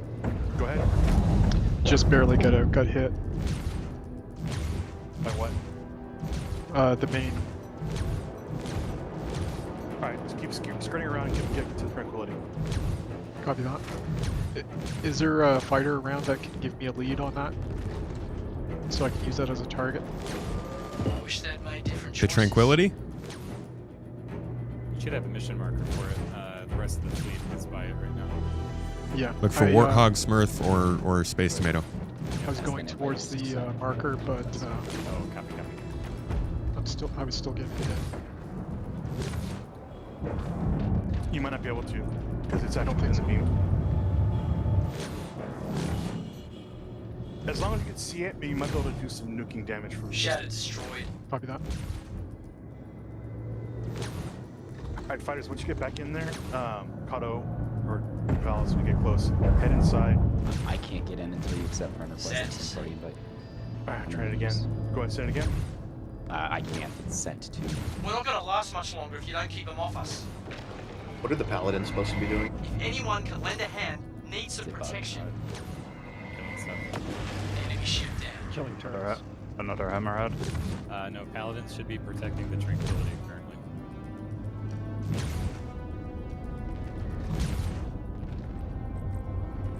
Hammerhead on the nose for Perseus. There it is.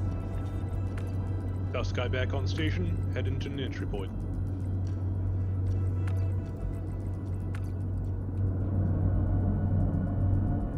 Remember, when you go inside,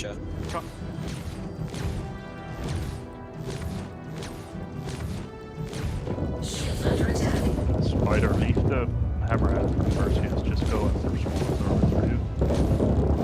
Because you're getting absolutely nuked by it. Not working. Oh, enemy Perseus in the area. Nah, didn't come through.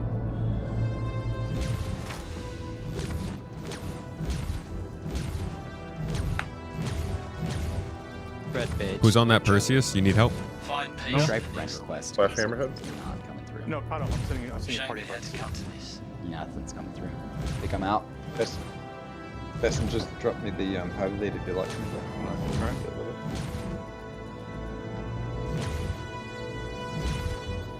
Find peace in the next life.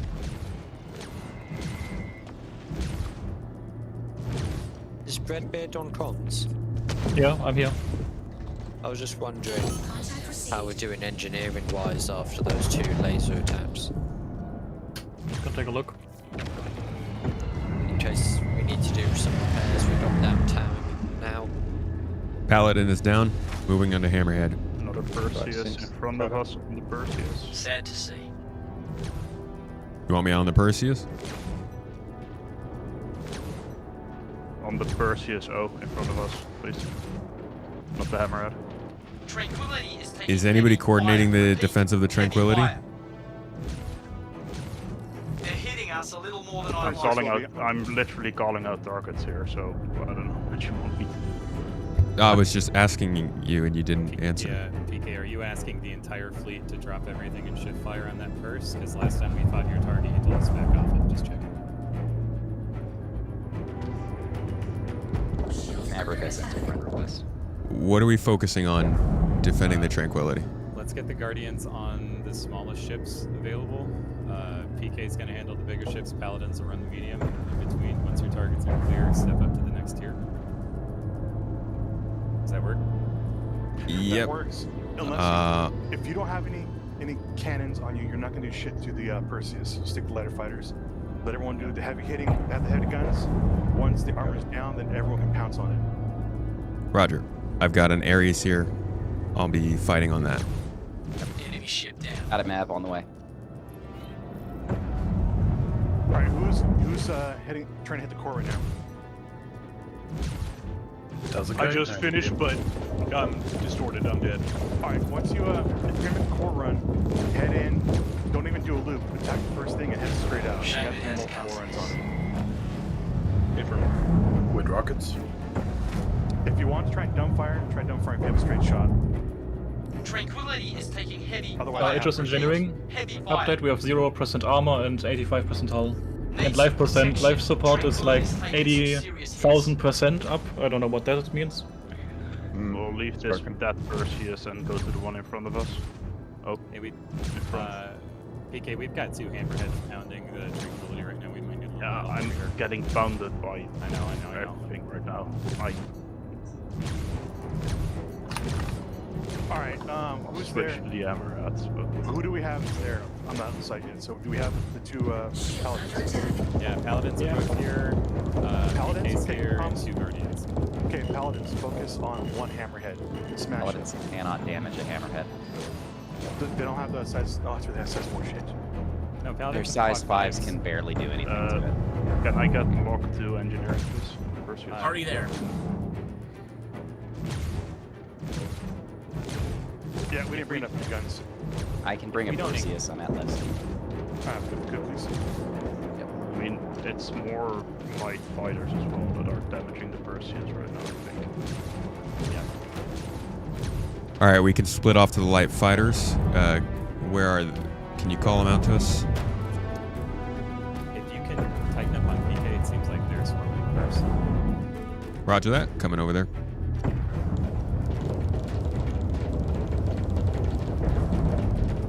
Spider, let's sync up on Jake's target. They're hitting us on the hammerhead with half shields. Copy.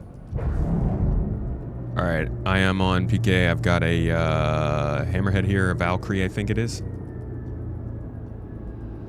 Major weak point on the hammerhead is the top side rear.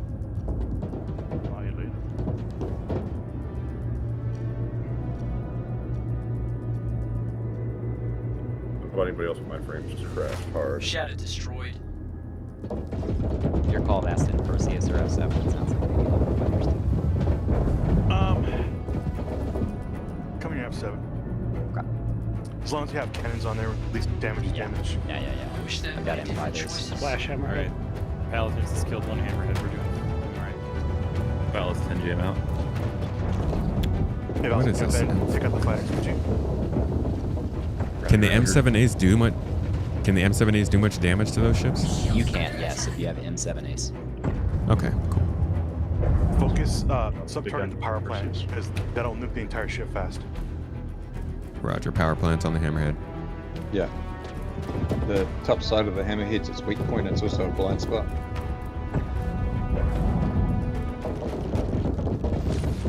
Alright, PK, you got Valus is almost there. He'll help you out with the fighters. I'm not too far away either. And Kato's falling up the rear, so. I can help with the fighters too. I think we've dealt with most fighters now. It's just Hammerhead and Perseus that are up. Dub for gas. Anyone can lend a hand. Needs some Our Paladin's protection. down. Do you want us to come back in another Perseus instead? We need one Paladin for sure. Is there, there's one out there. No, yeah, Duke is still out there. Coming another, no, we're gonna need another, another Paladin for later. Copy. Shame it had to Flash hammerhead. Go ahead, Jay.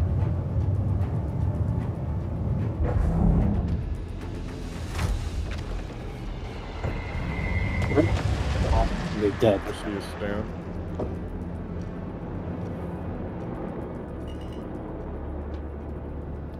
Alright, so we still need people doing the tube runs. The core is still up, so who do we got doing that right now? Please focus on defending the front vicinity for now, Veston. Is it still being attacked? Yeah. Like, just clean it up? Yeah, our Perseus is down and they're still under attack. Alright, got it. PK, are you guys alive? Do you want me to bring you a fresh ship? No, we're dead. Okay. We were hard deaths, yeah. Copy. Oh boy. Okay, I can bring up my own Perseus at Levski. So do we need more more ships in the flight? Oh. Tranquility is taking heavy Take some fire. crew to the address, and for the last part, we'll transfer it back to the address. So if we bring another Perseus, need a crew, just take it from there. Tranquility's taking some serious hits. Yeah, guys, out here at Tranquility right now, it's me, Spider, Carlos, Shailisha, and Juke, but we're up against, I think, 3 Perseus, and they're laying in. I don't know if it's going to last. I'm not there anymore. Dub's bringing a purse to the Idris to retrieve the crew. Shy, when you're back in, take the main gun on Spiders. Is that okay, Vasson? Yeah. Copy. I'm gonna be back in just God. a moment. I just finished resetting my computer. I just got to launch the game again. Sorry. All good. Tarek, We need Ares. Can someone just give me a heads up if anyone's got a Perseus available? I have a Perseus available. Also have a Perseus. Lock, you're on the. We're not on the Idris block. I'm on the Idris. I'm at Just Levski. again, anyone that's a Tarek gunner on the Idris, have we got another Perseus available? Cool. I do have a Firebeat does. Done as well. Five, you stay with the Idris, buddy. That's all good. Yeah. Dawn, can you is your spawn set at the Yes. Copy that. Right, let's just backspace.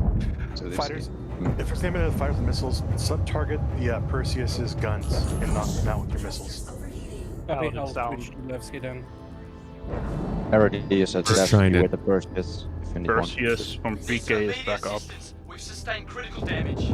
I already pressed. Just trying to not die right now, honestly, and just distract them long enough. Need some protection. We can't do anything against these guys right now. Hey, Alice. Visible. Okay, Cosmic, Lock, and O. Get to PK's hangar, please. Your hangars are John. Oh, there it is. How'd I go for Valis? Ah, never mind. Move out. Copy. Vast.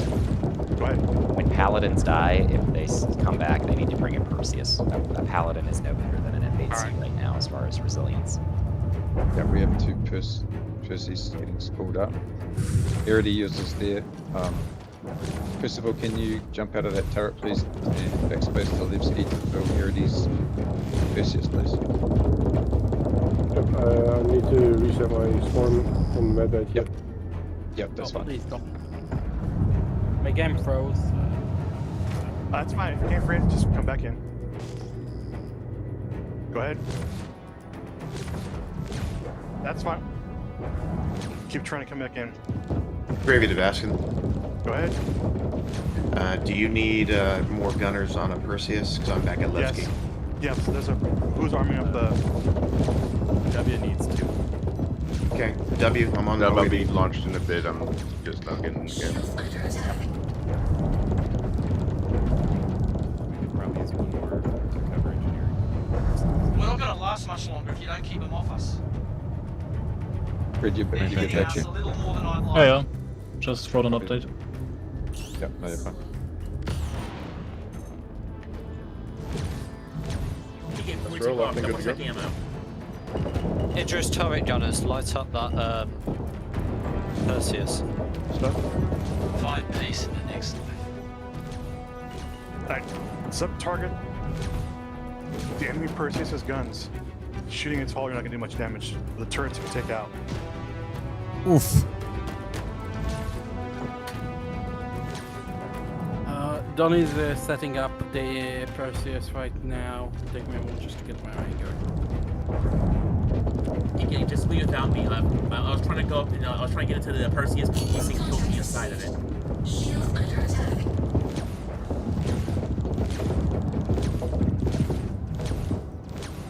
Engineering, can we get more power to weapons? We don't need engines at the moment. I'm currently in the hangar, but I will go up again. Yes, Iridius stock Perseus is okay.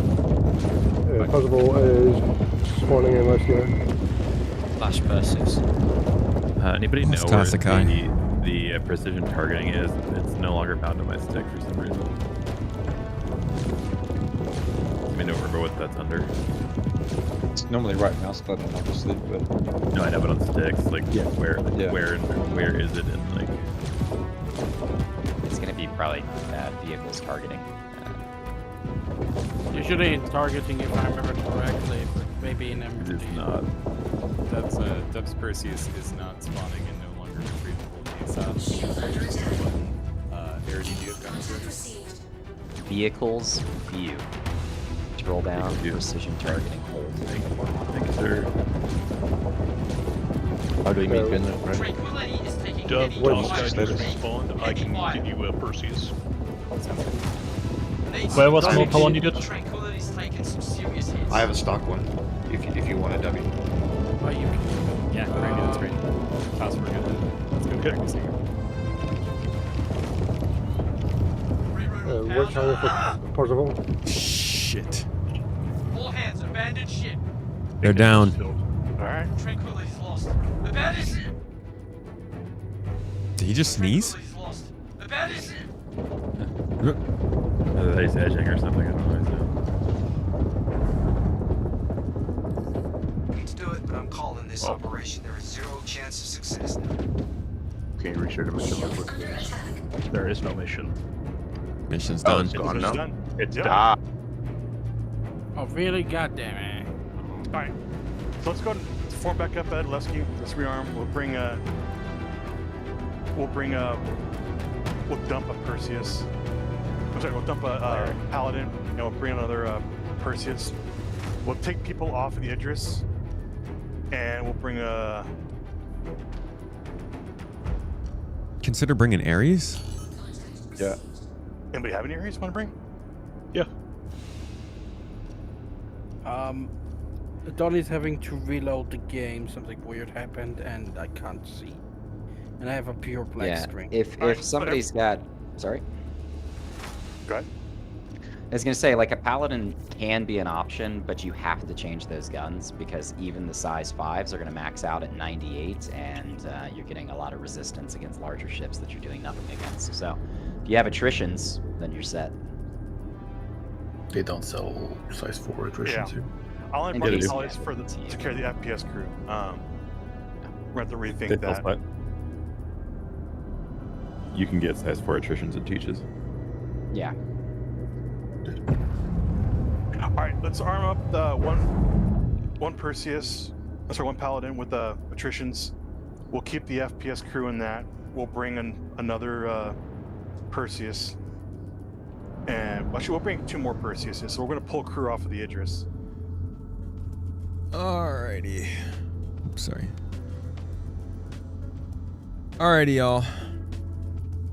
Woo! Good times, good times, good times, good times. A little look at the tactical strike groups there. That's the big event that they're going to be doing for 4.8. And probably like the big org-focused gameplay that we're getting with 4.8. This is the first really fleet battle-focused kind of thing that's happening in this game. And while we came in halfway through here, so I didn't really know what the heck was going on, I do plan on trying and being a little bit more on the capital ship, focusing on what the heck's going on overall. Like, you know, seeing how a whole large battle would play out in this kind of situation. You got to see the gameplay for now, though. Hopefully that was interesting to you and you got some insight, but I've got to go get ready for a podcast with 10 Pound 42. Like I said, we're going to talk about all this stuff that's going on, including what we talked about today. So if you are a supporter on Twitch, on YouTube, on Patreon, consider joining us in like 30 minutes, 30-ish minutes, 40 minutes, and we will be talking about everything coming with 4.8, what's been talked about at Star Citizen Live, and all the other things going on. I hope you enjoyed today's stream. Thank you all so much for the freaking support. Today was crazy. Toes gang, y'all popped off. Y'all popped the absolute hell off. And I appreciate you for it. I hope you got your inputs and your entries into the giveaway for the upcoming Hermes, the RSI Hermes. Congratulations to Remix. Hey, can these AI leave me alone? So freaking needy, dude. Get out of here. Remix, congratulations on your winnings, dude, with your whole B. We'll get you to that soon. Thank you again, everybody, for your patience this week as we've been out. We'll be back on Monday with a whole bunch. I have a lot planned. We got an exciting May ahead of us, and I'm excited to tell you more about it. There we go. They finally got me. They figured it out. Good job, NPCs. You're combat ready. Well done. You bullied a Guardian. I'm going to send you all on to another Star Citizen stream so that you can go and have some fun. Or rather, keep having fun. I'm hoping you were having fun already. But if you weren't, now's the time.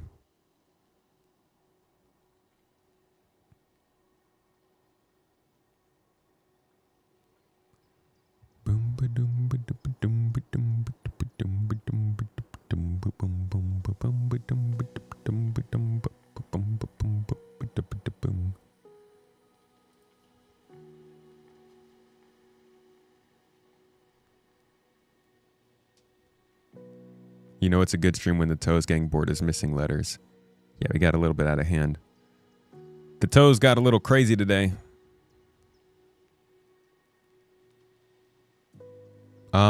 Looking for somebody streaming in English. Smaller size.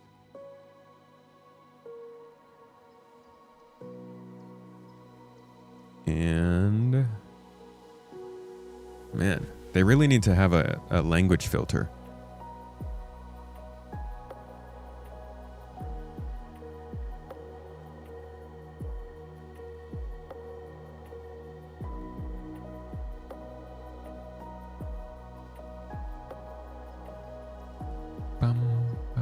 All right, connected.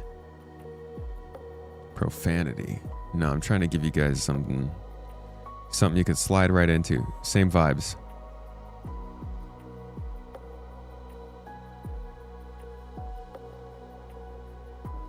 Trip. Mr. Trip. I'm going to send you all over to Trip Rodriguez. Y'all have a good time over there. Say hello. Drop the toes. Maybe don't go too crazy about the milk. Check out the GII jersey if you want one and you are part of GII. They're pretty cool. And I always forget to talk about them until I wear them. And I'll see you on Monday. Have a lovely day. Cheers, y'all. You're great. Do some big things today. Eat something you love. Do something you love. Enjoy yourselves. It's a good weekend. It's May now. It's all happy and sunny days and everything is great, right? It's all good and fun and yay. We're all fantastic. Okay. See y'all later. Much love.